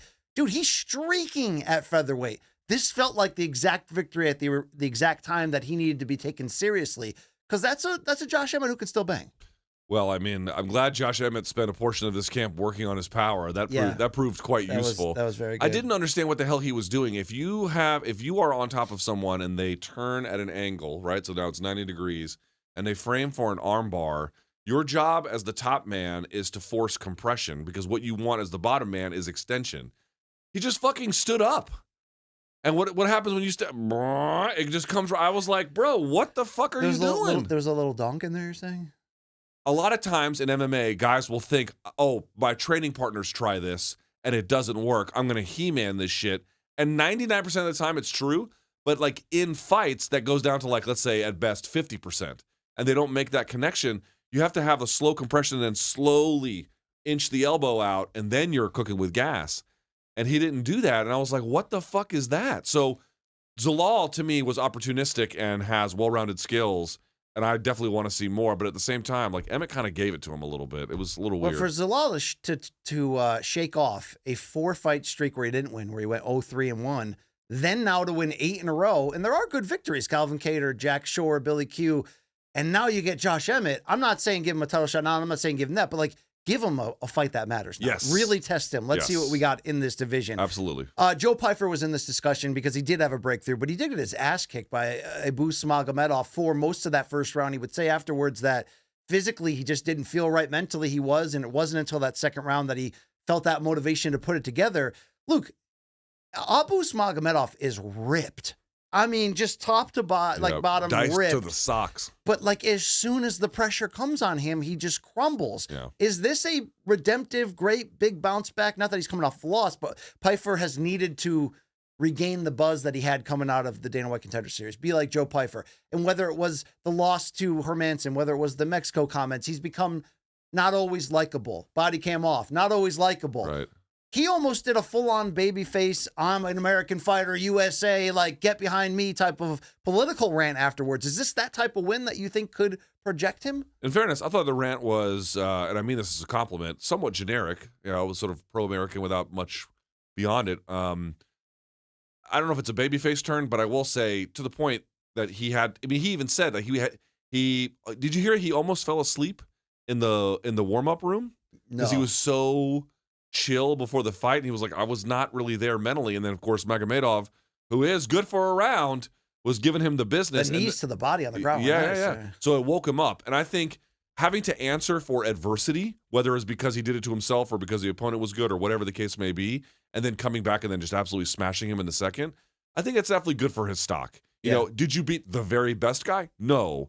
But you dealt with unenviable circumstances and still overcame them, and still, by the way, got a really nice finish in the end. And it wasn't with huge power. Obviously, it was with a bit more well-rounded skill. A little face crank. So I definitely feel like, you know, again, are we saying he's a future champion? No, but that was a real nice win against, let's say, challenging circumstances, and he shined in the end. He would say after that he wants either Vettori or Cannonier next, and that could be the type of guy that would be good. Those are more Vettori, hard to put away. Yep. Cannonier, hard to put away. Those are some tough challenges. I'm all in on that one. And we mentioned, of course, Gauthier taking care of Tristan Vines. Yeah, somebody he used to know. You know what I'm saying? Yeah, I know what you're saying on there.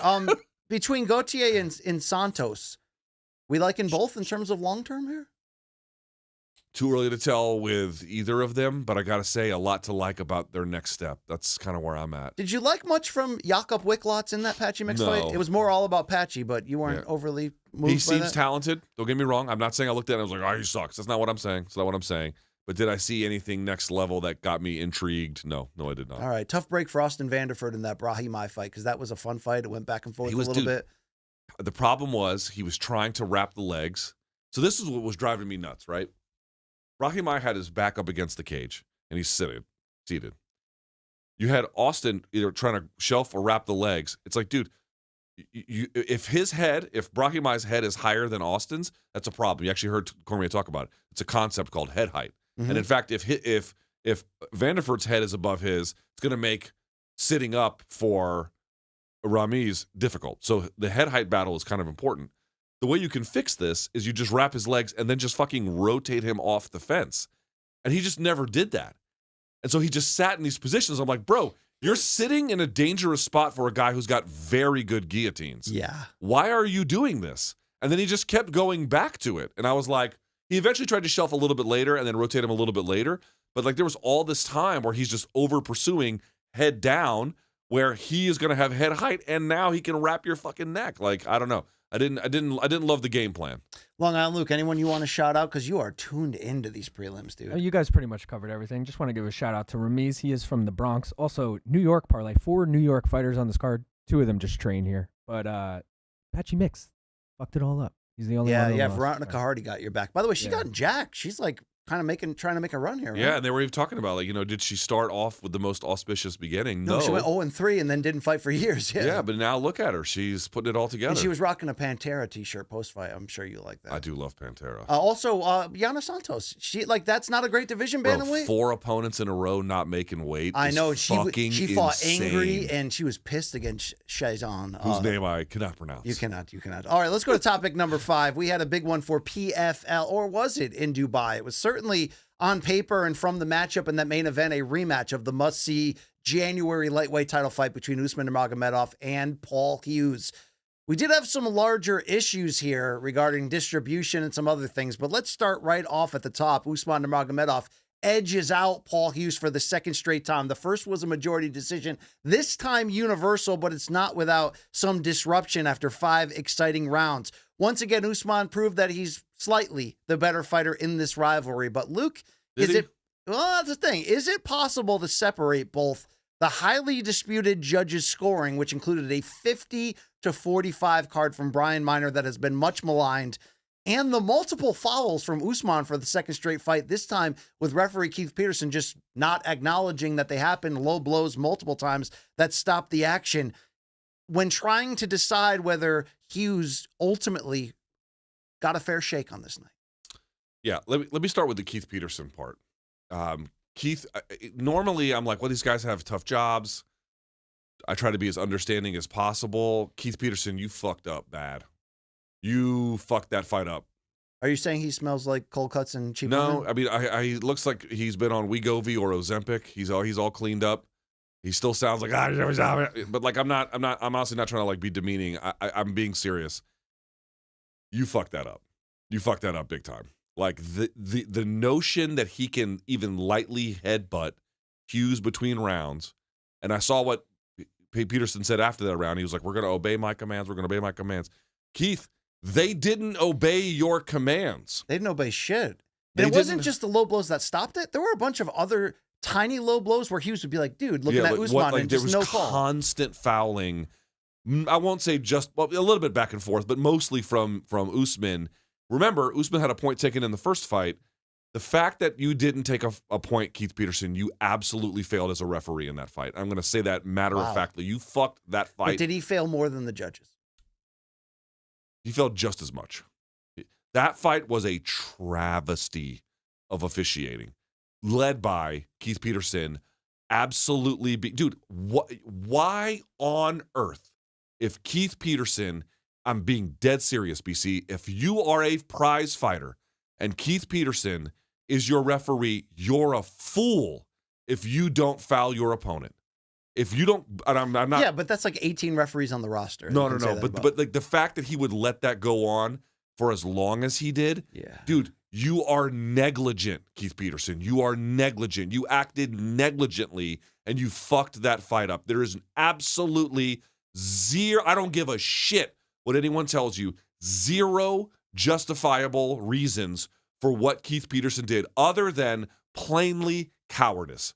Cowardice on the part of doing the job that they need you to do. If you want fouls to stop in MMA, fucking do something about it, which you failed to fucking do. Number one. Number two. Let him cook. Yeah, let's go. I'm just so tired of watching the fouls happen, having consequences for people's vision long term, and then the fight itself. Say it drives you nuts. It drives me fucking crazy. All right. Let's talk about the judging. BC. How did you have it? So in real time, 3-2 Usman. Me too. Okay. Upon rewatch, I'm going to change that. Ooh. I'm going to go 3-2 Hughes. So is the swing round 3? Yes. Okay. Rounds 2, 3, and 5. No. To me, the swing round is 2. Because I go 2 and 5 Hughes, and I'm pretty solid on that. Yes. 3 was the one I felt was a little bit either way. Maybe that's right. But in retrospect, I didn't feel like, yes, 2 and 3 are the, 5 was the easiest one to judge, I think, of the 3. Maybe you could argue. I saw a lot of people online having 3-2 Hughes. A lot of people. Yeah, I think if you're going to make a case for Hughes, it is 2-3-5, right? If you're trying to find 3 rounds for him, it's that way. Now, again, can you find 1-3-4 or whatever for Nurmagomedov? I don't think Nurmagomedov winning is a travesty, BC. I don't think that's fair. But remember, you had Cage Warriors going on. You had UFC going on. There was a shortage, I think, of the best of it. I mean, Ben Cartilage, who to me is like the gold standard. Good news. He was at the UFC event, which is where you would want him, but there just wasn't enough of him, so to speak, to go around. This is the part that I come down to. It's like, I understand the argument. And for folks who don't know, round 1 is over. BC and I and Long Island Luke are judges. We have to write our scores down, turn them in. There's no ability for the next round to start, A, until those scores are in, and then B, you cannot revise them later. No one's watching the full fight and then going 5-0 Usman. Right. It doesn't work that way. So I understand the argument that we're all 5 rounds close enough that could you conceive of one person winning 50-45? I suppose on some level I could. Usman did say after he thought he won every round. I mean, fighters say that, but yes. But here's what I'm going to say. The judge who looks at that fight and can't in any of the 5 intervals ever see a case for Paul Hughes winning, your judgment is bad. Let's show those scorecards, if you don't mind, up on the screen. Which, by the way, can we say something about the PFL putting out multiple versions of the scorecards? I know. They just, and then just kept deleting it, and it was fucking weird. There was a 10-8 in round 5 for a while. Oh, there is a 10-8. So Brian Miner, who had it 50-45 Usman, had a 10-8 round in favor of Usman in round 5? 4. There, it's round 5, isn't it? Where am I looking at? Brian Miner's on the far left. Oh, yes. This scorecard makes no sense because it says 50-45. Yeah, but dude, this scorecard makes no. There's another 8 on the Daryl Ransom scorecard. This must have been an early version that they updated. So I think it was just. There was no 10-8s in that round either way. No, I thought Paul Hughes won round 5. I mean, wait, can you throw that up one more time? And then that middle judge right there is what? Hadi Ali. Hadi Ali. That's a 49-46, 4 rounds to 1. And they gave a 10-10 on round 5. God, this is a debacle. Dude, what the fuck is this scorecard? And then you had Daryl Ransom. Is that what it says on the So he had a 48-47. That's a justifiable scorecard. And he gave Paul Hughes 2 and 5, just like I did. But he also had 10-8 in round 4. Is that legit? That can't be legit because it doesn't make sense. But to the extent that he gave, like, what rounds did he give to Hughes? He gave him 2 and 5. He gave 3 to Usman. Fine. That's a fine scorecard. Tukey's classmates doing the math here. Just filling in numbers. I mean, just playing tic-tac-toe with this shit. Come on. Dude, I want to know what the worldview is of how they perceive offense such that every time the default, because my question is like, okay, he came up 5-0 on Usman. Why couldn't you come up 5-0 on Paul Hughes?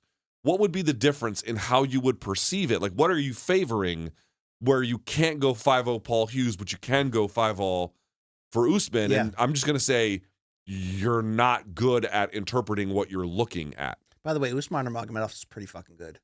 So is Paul Hughes. I mean, they were both fucking good. I mean, so if the first fight was almost a 10 out of 10, I mean, it was a leading candidate for fight of the year and the best fight in PFL history. Even if it's a 9.7, it's a great fight. Yep. How do you sort of rate the second one? This was a fine fight. I wouldn't call it a barn burner. I think some people felt let down, partly by the scoring, I suspect. And the foul. I'd give it a solid 8. Yeah, it was a solid 8. It was a very competitive, high-energy fight. I mean, Usman taking the back as many times as he did, and then Paul Hughes shaking him off. One thing we didn't give credit to Corey Sandhagen. Constantly getting up every time Merab took him down. Merab led him. Yeah, That's by the way, difference. Merab. Oh yeah, because Merab scored 20 takedowns, which is a new 5-round record. Merab doesn't try to take your back in the sense of hooks in. Merab just wants to be on the back as a way to just be behind your elbows, so there's no offense. Usman still tries to take the back with those hooks, and I think that actually does him no service against a guy as good as Paul Hughes. Also, Paul Hughes he stands orthodox. He'd whip that hook around, and as soon as the shoulder would pass, Usman was right behind him onto the back. Like the way he would time those hooks. Oh, dude, Usman's, I'm going to say this. I love how he switches stances in the flow, man. He's Usman's great. ability to chain together attacks and the speed at which he can do it, he's the best at 155 in the world at that. Wow, I was going to ask you that. At that one particular I was skill. going to ask you, in the whole world, are we looking at a top 3 or 5 lightweight here? I think either of those guys can compete with the top 5 of UFC, Okay. no question. Okay. Absolutely. Whether you like the scoring or not, it is another win for the unbeaten Nurmagomedov, and you can add to the Abdulmanap tree. Look at this graphic here of the 4 fighters directly. It's kind of insane. 21-1 is Islam Makhachev, former pound-for-pound king. He could still be on your list. 29-0, the retired Habib, now the coach. 18-1, Umar Nurmagomedov, who's going to face Mario Bautista for probably a shot at the title. And now 20-0 Usman Nurmagomedov. 94-2 for Abdulmanap's son, 2 of his nephews, and a gentleman in Islam who he's considered a son from the very beginning. That's an incredible legacy. But if you're PFL regarding this matchup, this rivalry, does the controversy warrant an eventual third fight? And how quickly would you go back to that? I mean, if you're Usman, you're like, what else do I have to do, right? I think that, if they did, I would not complain. I just think it's unlikely. I think what probably is going to happen, and maybe even best for the promotional purposes, is give each of them some newer opponents, kind of cycle it through. Sure. But as far as I'm concerned, they have unfinished business. And I'm going to say this to PFL too. Like, I get that they're in, by the way, obviously they're in Abu Dhabi or Dubai. I think they're Dubai because they're being paid by the government there to bring a show, which, I understand at this point. But didn't you find it weird that they had Dakota Ditcheva walking around Dubai? And she's like, wow, Dubai is so nice and modern and the sun is bright. Not like bullshit-ass Manchester, England. I'm like, aren't you from Manchester? Like, what the fuck is this? I didn't see that part. You didn't see wild, that? No. She was like, oh, it's not gray. She didn't say that, but she was like, it's not gray and gloomy all the time like Manchester. I'm like, aren't you from there? Like, she now lives in Florida, which is really nice. Is that right? Yeah. Did Francis Ngannou get interviewed on the broadcast? I didn't see that. He was there. I didn't see him get interviewed. No. All right. Let's talk about the PFL in general. Now, look, shout out to PFL PR. They were great to me. They got me both Usman, Paul Hughes, and new CEO John Martin in the build to that fight. But even before the fight happened on Friday, a lot of people online were like, look at their YouTube channel. They have not promoted this. It's supposed to be the biggest fight in their company history, this can't miss rematch. They have not gone the length to promote. You can argue that. But then when we all tried to tune in Friday afternoon, oh my God, if you're an ESPN Plus subscriber and you're thinking like normal, you're just going to go to the menu and click on Live PFL, they gave you that upcharge for, what is it called? The ESPN Unlimited? Unlimited. And I know that WWE fans just went through this in the first pay-per-view PLE that they just had, WrestlePalooza. Yeah. But like, this is a company that desperately wants to change its image with MMA fans. They brought in a new CEO who seems to get it. We played it up last week. The card overall didn't necessarily deliver, but it was a well put together card. I'll say that. I know that this is being framed as an ESPN decision and not a PFL decision. It is. But how bad does this look upon the PFL, mixed with people already saying, you got this great card on paper and you're not doing much to promote it, and now average fans have to pay an additional fee on top of this. So they basically made it a pay-per-view without announcing it like that. Basically. This was the problem that I think PFL had, is that and I talked to some folks in the organization. My understanding is, if it was up to them, they'd be on ESPN linear, not even on the Plus, much less unlimited. But here's what I'm going to say to the PFL folks. It's not their fault, and I'm being serious, that this was an ESPN decision. ESPN decided to put them in this place. They can't do anything about it. What they can do is, if you're going to be there, you need to go on an information campaign to let everyone know, so that it's not Friday afternoon. I'm like, oh, I'm just going to fire up ESPN Plus and I'm going to watch this. And all of a sudden, now I can't. They should have done everything possible, even if it would have caused a little bit of blowback. You're going to get blowback one way or the other. You might as well get it just being transparent and honest. This is how you're going to have to watch this particular event. You know, I was pissed off. And they didn't do any of that. I didn't watch it because of that. And everyone's like, why don't you just stream? Guys, I know how to legal stream. I do know how to do it. But like the whole point is, you took away my interest by the bait and switch of that. You know PFL should have done a media tour with these guys. I'm glad that they went to you, but they should have gone to a lot of people. They should have done that. They should have had stateside or even UK or I should say Northern Ireland or whatever the fuck in Belfast or wherever, having some kind of press conference there that they all got everyone excited about. They should have done things that let people know, A, this is coming, here's how you're going to watch it, and why you should care. And it's like, I get if you're getting money from a government, you're just, you're on autopilot, but you can't treat it that way. You got to treat it like it's still something that is special, because that fight, even if it wasn't like the most amazing fight, having those two together in that rivalry is special. Very quickly, Sergio Pettis on the undercard, spinning back elbow to the face of Magomed. Not even spinning, just fucking... Just nasty to Magomed. Magomedov knocked him out cold with Khabib in the corner, by the way. And Khabib was going sick in the main event, too, for Usman. Corey Anderson, friend of the program, wins the inaugural PFL Light Heavyweight Championship with a decision in the rematch with Also Dvalishvili. Poked in the eyes a gazillion fucking times. And then PFL doesn't give him an interview afterwards. Like, what are we doing here? I just couldn't believe it. Come on. I just couldn't believe it. Come on. That is what it is right there. PFL on Friday. I guess in all, I'm disappointed. I wanted them to win. I wanted this to be like this breakthrough moment for PFL. And instead, it was kind of nerve-wracking. But we'll see where they go from here. Yeah, okay? well... Yeah. All right, I'll tell you where I'm going to go from here, Luke. To the Not to the commode, no. What I'm going to do is, because fall's here, that means crisp air, that means football, maybe a bonfire or two. But if you're like most guys, you're putting in that hard work, raking those leaves, getting ready for the tailgate, and that'll mean sweat. But you don't have to let body odor sideline you. Why? Because Mando deodorant plus sweat control is for real working guys like BC and LT, formulated to stop odor before it happens. It doesn't just mask the odor or overwhelm it with a fragrance. It removes it. Fragrance. There you go. So you can tackle anything from the job site to tailgating with confidence. Don't mask it. Mando it. Ain't that right, LT? Yeah, no doubt about it. I mean, let me tell you two things that I really enjoy about Mando. Number one, BC, clinical strength sweat control. One swipe of whatever one of their products you're going to pick, and you're good to go. It's not, as you indicated, not typical deodorant. It's clinical strength. 2 times better at controlling sweat than the standard. And then the other part, BC, is, of course, how do you get clinical strength products? Well, you got to have premium ingredients. Not loaded up with chemicals. Nope. Unlike other deodorants that have nasty chemicals and irritants and all kinds of stuff in there, Mando uses the premium kind, gentle mandelic acid, to keep you fresh and dry. So it's going to take care of you, especially for folks who've got potentially any skin issues, you name it.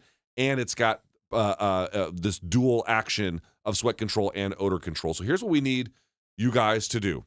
Mando's starter pack is going to be perfect for you, for new customers especially. It comes with a solid stick deodorant, cream tube deodorant, 2 free products of your choice, like, for example, the mini body wash or the deodorant wipes, and free shipping.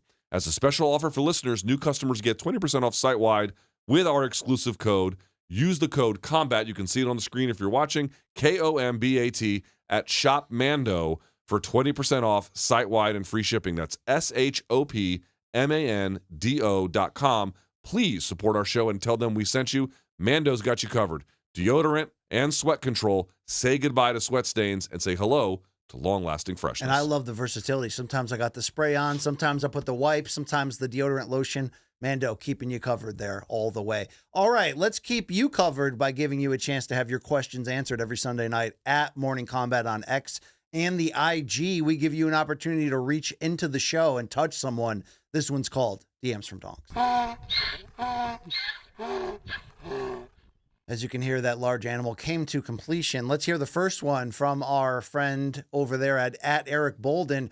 Whose stock rose the most from all across mixed martial arts this weekend? It's Poatan.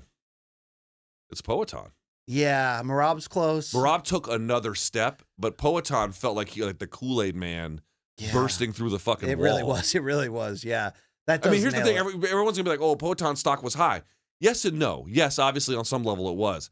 But we had talked about that Bermuda Triangle of Ankalaev. Yes. people were a little bit deflated from that. This was, I mean, the party is back. It really was. And seriously, Jiri though, like on the that was big on like the character of Jiri, that really like beloved. Yes. Like people love that man. Yes, that's true. That's true. That's true. That idea He's of delightfully weird. Him as an entertainer. Yes, that got bumped up. And then big to time. to see him in the crowd tearing up when Poatan wins the title, like a Czech samurai. It's just this ultimate like I love this weird man. I love him so much. All right, second question. What do we got? From at I'm not even saying that name. Dookie McPoopy Stink. Is that Dude, one of your? Can you imagine setting that up and being like, "Hey, your employer needs to know what your social handles are," and it's like, "Oh yeah, it's Booty Eater 69." Like, if Merab knocks out Corey in the second round on Saturday, if he had knocked him out in the second, well, that's a good question. That's a great question. Could that have moved him up to pound for pound number one? Because that would have been consecutive stoppages. He had the submission of I still think the fact that Ilya went up in weight would not allow that. And he's flatlining these legends. But to your point, it would make him uncontestable number 2, I think. Yes. If you're wondering who does number 2 work for, it works for Merab wonderfully there. Let's keep it going. Great questions today. From at World's Worst Hero, UFC 320 was a banger, and 321 seems like one on paper as well. How would you rank the 2025 UFC pay-per-views so far? I feel like they've been good, but not great. There hasn't been an exceptional one, right? What do you think, Long Island Luke? I feel like they're only just now getting good towards the end of the year. Yeah. I feel like they've done a pretty damn good job with main events and co-main events for the most of the year. There hasn't been like these ones where like, that's not a pay-per-view, like sometimes last year. Yeah, we had let's think about it. We had a strong summer, right? So we had the Max and Dustin Moore. What was the one before that? I got to go from the beginning. So January was Islam, Moicano, and then co-main was Merab. Okay, so that was supposed to be Islam, Arman. Yeah. That was a good card either way. It wasn't their fault. And also you had Merab and Umar on that one. Okay, February was DDP Strickland 2, and the co-main was Tatiana and Wei Li. All right. So-so. All right. That's so-so. March was Ankalaev, Pereira 1. That was not good. Sorry, it was not. That led to people being deflated. April, I think, was good. That was Volk Lopez, but I remember that undercard being good. Yes, that was good. And then May was JDM Bilal. Good. Yep. June was Merab O'Malley. I think it was... That was IFW, right? Yeah, that was in Newark. That was not a big event, but it was Newark, he shined. There were 2 in June. So early and that was June Kayla Harrison too, right? Yes. Mm-hmm. And then late June was IFW. Who fucking fought at IFW? That was Ilya knocking out Charles. Yeah. And then you had Max and Dustin in July. And then August was Hamzat. Yeah, so it's picking up. So from the summer, it's been picking up. And we have to believe they're going to kick off the Paramount era with a bang. I would imagine they would. And maybe keep it running through the White House. The only question is how much will the White House card take away from their momentum, or will they try to some gimmicks, some legends coming back at the White House? We got to kind of wait and see. I think Rousey comes back, but dude, she just put another video out where she's like getting after it with ex-UFC fighters in training, and she's like ripped up again. Even though Dana kind of downplayed it at the press conference of like he's like I don't think she's coming back. She's like had children. But like, what about those CT comments that she put out there? That's kind of. I mean, brother, we live in a world where like, bro, at least Frankie Edgar TKO is getting federal law changed. What commission is going to say no to UFC? I mean, be serious. They stopped Frankie Edgar in Jersey. To UFC. I know. I'm just saying. Shout out to the Jersey. What else you got here, Chin? We got from at PlayStation Chavi. After watching the Usman Hughes fight, how do you guys see a potential Ilya Topuria versus Usman Nurmagomedov fight at 155? God, that'd be a great fight. Here's Usman's fatal flaw. He has no pop whatsoever. Kicks though, he doesn't use a little bit, but I think a guy like Topuria, you gotta keep him off you. Who's good wrestling, good takedown defense, good jiu-jitsu, he'd be able to survive like Hughes would, except when he lands, it's going to be devastating. Usman would really have to keep that distance and constantly switch the stances. I think it would make him too unable to make his offense work. Then what do you need Usman to step up, become a more of a submission threat? I mean, he took Hughes' back a lot, but really wasn't able to convert that into one where there was, close to a tap or where there was extreme danger. Some of that is Hughes' ability to get back to his feet. He's a strong kid. Yes. I'd like to see him be more of a finishing threat, whether that is through kicks, whether that is through subs. I would say what's kind of interesting to me is ground and pound is getting harder because people are so good at standing up. But if you can't have ground and pound, you got to do what Merab does, which is reintroduce the offensive cycle. You're up, you're down. Merab you're also up, you're knees down. you in the thigh like 1,000 times in the standing clinch. That can be stalling though. It's knees to the ribs. That's when I'm like, that's to me ground and pound. Yeah, let's keep it going here. We got more from these people from at David _Mesa86. Yep. Do you really think TKO is going to make any discernible difference in the boxing world? At best, TKO becomes just another promoter like Top Rank or Matchroom. Crawford and Canelo's just sealed my skepticism. Dana was completely unnecessary. Turkey is still footing the bill for the big names. Ali Act or no Ali Act, what exactly is TKO expected to do different besides just being the token boxing promotion funded by Turkey? Well, the answer is if they get the law changed. Now, if they don't get the law changed, maybe he's right. If they get the law changed, they transform boxing, at least in theory. Well, the spirit of his question is like, what are they going to be? Just another promoter? No. To start, it seems like they're going to be the new grassroots system to produce the next fighters. So for a while, it'll be more prospect building. Prospect building for a bit. I think the answer that we don't have is when does that merge with what Turkey's doing on the higher level with Ring Magazine and Riyadh season? Right. If it never does, and UFC, Zuffa Boxing just stays this exciting, monthly series that produces fighters for the next era, tomorrow's pay-per-view stars, then it won't impact the game as much. But dude, you see that report that Turkey might buy Matchroom Sport from Eddie Hearn? Like, they announced some deal this morning. Well, they announced deals for boxing, snooker, and darts moving forward, but like he may buy that whole thing out. It's trending toward the idea that Turkey is going to control all of boxing soon. Yes. And then maybe they combine that with Zuffa Boxing, where they're the ones promoting the big fights. Yeah, everyone thinks that Matchroom and Top Rank are just going to stick around, and the answer is a lot of these promotions are going to die, or Turkey's going to buy them. Or they're going to merge in. So I think when that merging happens, then we'll see what Zuffa really is in this space, right? Like, it's kind of hard to see that right now until they kind of establish this. But good question. Let's keep it going here with one more from the people. No, that was the last one. That's it. All right, time to pick through. Okay, I want to see not the cake lady. I want to see everybody else. Everybody else, but what's her name? Celine? Yeah, Celine, the cake lady from France. Bitch. She may show up. We'll have to see. I scoured the globe yesterday for the highs and lows, the good, the bad, the ugly, and the in-between in the worlds of combat sports and beyond. These are viral videos to make Luke uncomfortable. Viral videos? It's called Have We Seen This Shit?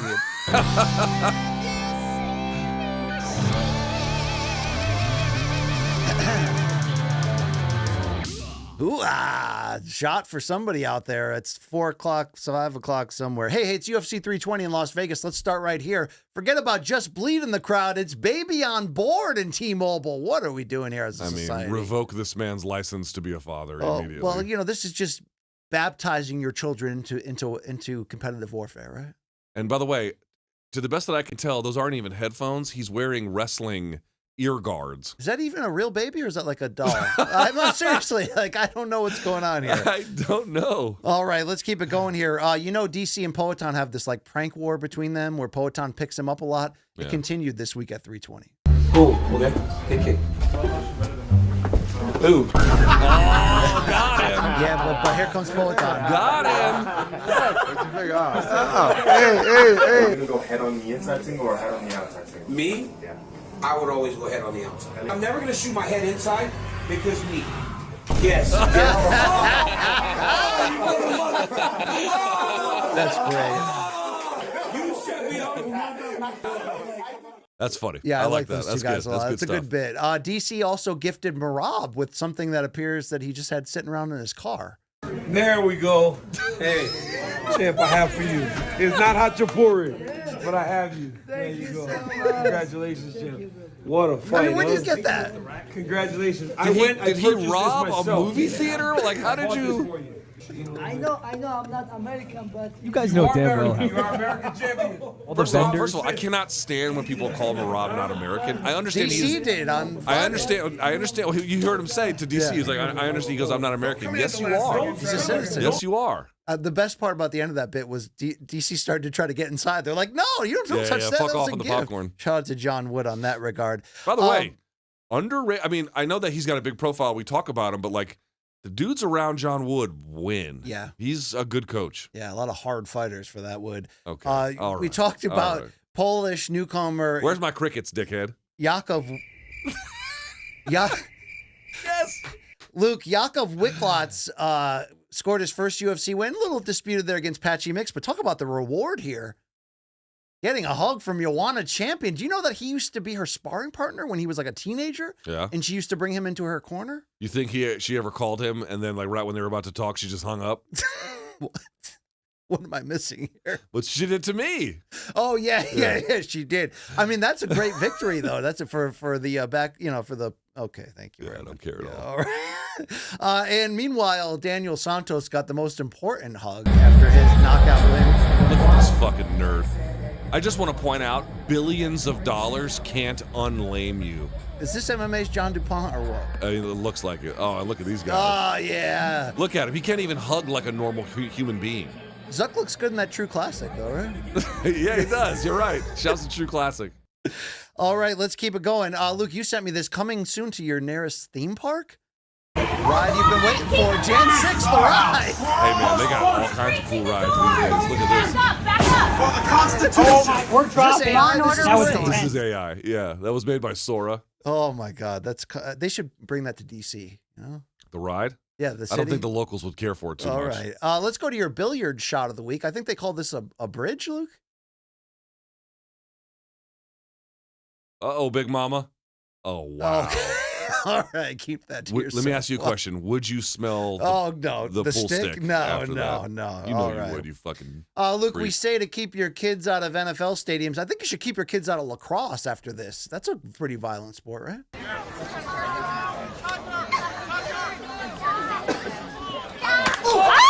Oh my God!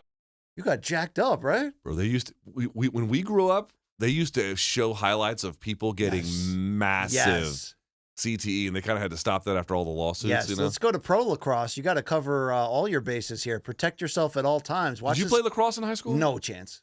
They didn't offer that where I come from. Oh my God, look at that! Yeah, right to the bullseye. Is that legal in? Did you play lacrosse, Long Island? I was gonna say I played in middle school. Long Island, known for its lacrosse. Yeah, so what was kind of funny was my buddy went to Georgetown, and I would visit him. And when I was in college, and most, even William and Mary, like homecoming is when the football team comes home, and then you have a big. But they don't have. Maybe they do now, but at the time they didn't have a football team, or that's not. Look, homecoming was around the lacrosse team. Okay. And there were all these women who used to hang around the lacrosse team, and they were called the lacrosse-titutes. Did you? Oh my God! Yes, is this going to end in the Duke lacrosse? But they were found not guilty. No. They were found not guilty, by the way. I mean, this is a very misogynistic framing. I'm just telling you what I heard. My ritzy town now is big on lacrosse, but where I come from, the factory town, we didn't have wrestling, we didn't have lacrosse, we didn't have boys volleyball, we didn't have any of that shit. We had what football. Sports did you have in high school? Football? We had football, baseball, basketball, cross country, the traditional track, ones. soccer. Yeah. You didn't have wrestling? No. Not an expensive sport. We weren't into that shit. We like to wrestle with girls. You know what I mean? I bet. Yeah, all right. Hey, what a wild weekend over there in Newark. Not necessarily at Penn Station, although I'm sure it was. We had BKFC back for a big one. Shout out to Mike Perry, by the way, stopping Jeremy Stevens, knocking him down 5 times. That was a pretty gnarly win for him. It's just a weird thing for that fight to be set up because one guy fought at 70 and one guy fought at 45. I mean, well, it wasn't the only weird thing this week. Conor McGregor had a tour de force in the microphone game. He looks sober. Let's listen in. We're going to see them settle the score, and there's nothing more satisfying than seeing scores settled. I wish all my combatants well. May we turn our knuckles to knives and raise the roof on the Prudential Center this Saturday night, live on DAZN pay-per-view, where we destroy all our competition that we are facing on this night. Long live Bare Knuckle Fighting Championship. Long live Dave Feldman. Long live the Prudential Center. And long live the Notorious. Let's go. I think I grabbed the wrong video. I meant to do the I don't one care where, about that one at where all. he was making fun of Mike Perry. So the one where he makes fun of Mike Perry, he's like, if you don't do what you're supposed to, you're out. And then he goes, and then on the other side, who the fuck is that guy? But then he says something nice about him. The hardest hitting 145. Yeah. I was laughing. He just shat on the main event. Was he fueled by energy drinks for that speech? You know what? Probably just straight up sober enthusiasm. Long Island Luke? I think our next video is the one you're. No, it's not. But this video is good too. Watch Conor during this face-off here. This is insane. I just think. Oh no, here it is. Sorry, yeah. World title honors is what it's about. You've never been a world champion. You have a chance here. You're downplaying everything. The mockery. You haven't fought here. Why don't you come get? I own this fucking thing. What are you talking about? I'm the owner. I book the matches. You need to climb for a world title. Otherwise, You're here today, gone tomorrow. A fart in Michael Perry, a fart in the wind. That'll be fucking you if you don't climb for a fucking world title. It's more than any fight you're doing. You ain't fighting nobody. Yeah, I'm coming back in the White House. You're trying to clamor for it and switch roles. You're fighting for a world title if you get through this weekend. They're going to treat you like Frankie Edgar. The redneck Mundell. The big boss is going to make it happen. Dude, it's just so wacky to see him feuding with his own fighters. It's insane. And here's the insane. Thank you, Long Island. Look, we did have that one. I forgot. Here's the face-off. What Connor's like checking these guys like it's a cocky fight. Look at this. Shoulder bumps. Look at the eyes. Oh, he's got a phoner. You know that. And this is what it's all about, ladies and gentlemen. Who's the king of violence? Dude, jeez. Come on, boys. Let's go. Face forward. Face forward. It's Mike Perry, Jiri Stevens. Perhaps a fight with McGregor on the line. They keep selling that, but dude, he's got 2 fights with the UFC left. And Dana was like, "Yeah, we're not negotiating with Conor yet. He's making all that shit up." I'm happy for Mike Perry, but that's close to weird. The bottom of the barrel. Mike Perry got the win in the fight, but he also got the win after this weigh-in. Challenger, Jeremy Stevens. He's delightfully corny. You have to give him that. Did you see, by the way, that Christine Pereira, who defended her title again, broke that chick's nose? Like, I wish we could show the highlight. It was gnarly. I did see the aftermath, and it's vicious. Your BKFC Fighter of the Week, though, however, is Carl Roberson, who competed despite wearing a low jack under his sock. Understand that if convicted, he has an upcoming court case. If convicted, he's facing 10 years in prison for various forms of quite serious, and these are accusations. He is innocent until proven guilty. SA stuff? No, but robberies that are violent. Again, he's facing up to a decade in prison. Let's let him not fight. Small charges just at let all. Him fight. Yeah, fuck it, just let him fight. Maybe he should fight Cedric Dumas, right? That'd be great. Cedric Dumas, yeah. Let's go to your fails of the week. These are pretty violent. If there's a pool and a roof involved, someone's getting hurt. He's not going to make it. Yep, there it is. A mini scorpion there at the end. Shout out to that. Let's go to the golf links. This fat fuck. You're getting that water, fatty. Okay, all right. Watch out for the gators. There you go. That's great. Don't put your kids on BMX bikes. It's not 1979 anymore.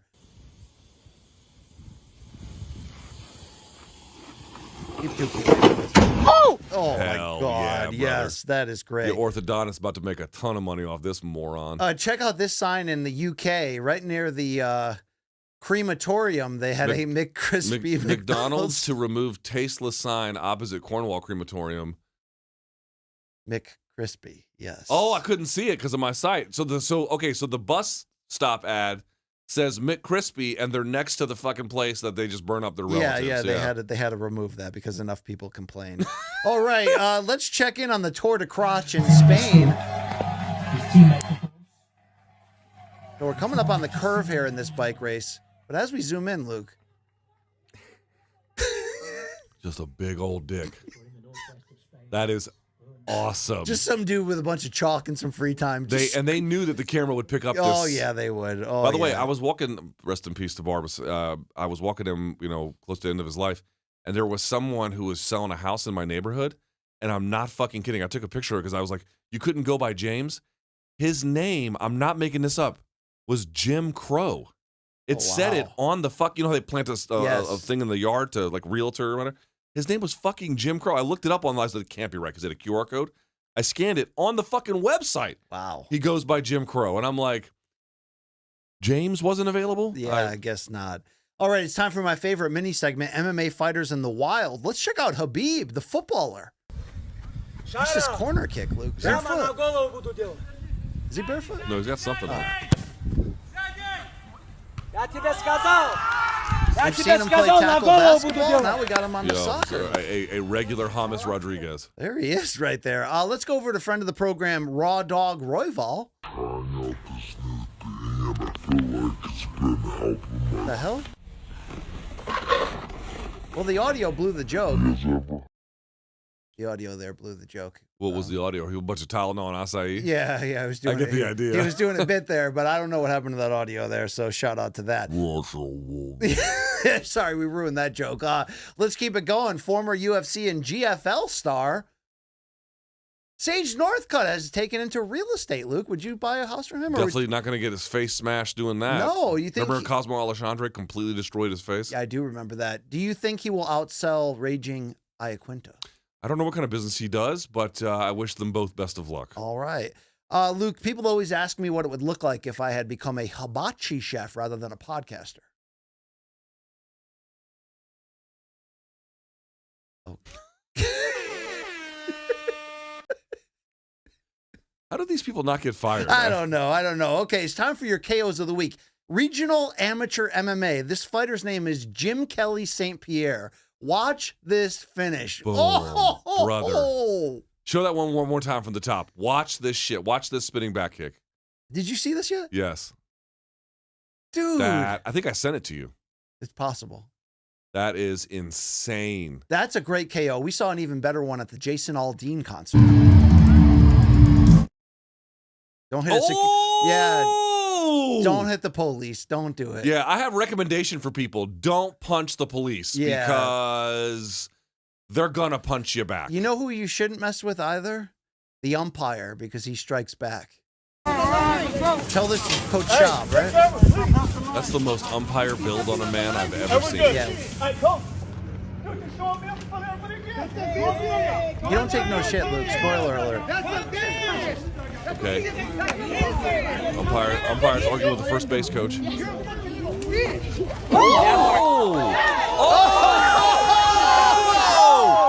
Bro. Yo, soccer kicks, Bro, hell to the nose. Is that what that lady said? He treated that first base coach like Gautier treated that dude who just like ripped him off and threw him away like a fucking scab. Wow. That was amazing. I mean, what did the guy hit him? No. He called him a bitch, but did he put his hands on him? He must have touched him. Yeah, he must have, because otherwise he just... Boy, did you see him hit that hook with the mask in his hand? Oh, hell yeah. I bet that hurt like shit, too. Yeah. Luke, the people have been wondering, where does Robert Kraft go now that he's been outed at his Orchids place? Where does he get jacked off? I don't know. Okay. Maybe it's me. Maybe I'm tripping, but... Wee-wee massage? That's a Texas landmark right there, Luke. Okay. Can someone send me the address of the wee-wee massage? Luke, you know how they say sometimes a sports car, people, call it sexy because of the curves. It's almost like a woman, right? Yeah, check out this Ferrari, right? You like that color? It's the color of your Subaru. Yeah. Is he jacking off? I think he likes the Ferrari, Luke, all right? Maybe he's just excited about the color orange. You never know. So, all right, let's head to the old football pitch here. American football. Don't let your kids play high school football either, Luke. Oh, brother. Oh, wow. That's helmet to helmet where I come from. Jeez. Passing out CTE like lollipops, like Arby's coupons on Halloween. You know what I mean? They need to teach that kid who was trying to tackle there's a better way to go about this. Yeah. Your celebration of the week comes from the University of Minnesota. Was that Cam Scatabo? Hey, you're a Giants or a Jets guy? Jets. Go Jets. Yeah. Dude, that kid from the Giants, Cam, what's his last name? Scatabo? My man is going to have the most amount of CTE imaginable, the way he runs. All right, go ahead. Here's your college football celebration of the week last week from the coach of the University of Minnesota. Watch this. This is fun. Yes. Oh, that's pretty cool. Yeah. I wish we could start each MK episode like that. Yeah, they don't love us like that, though. Wow, that's Hey, you know good what I was going to stuff. say? I used to hate college football because it's so bad, relative to the NFL level. No, it's not so bad. It's just different. Relative to the NFL level, it is bad. But now I love college football because it's so bad. It's not bad, though. It's just different. It's different. It's bad. Relative to, again, listen to what I'm saying. Relative to the NFL level, it is bad football. They play out of shotgun. The formations are simpler. Okay, but it's not the players bad are not football. as good. I get what you're saying. Relative to the NFL level, it is bad football. But I'm trying to explain to you the fact that it's bad. That's why I enjoy it more now because it's so goofy. I don't think you're going to get a lot of It's people like regional. I was like, why do you like regional MMA? Okay, college football is not regional MMA. Yeah, it's relative to the UFC. That's the closest equivalent. Yes, it's a lot closer. But anyway, that's an argument for another day. Check out this football hit, Luke.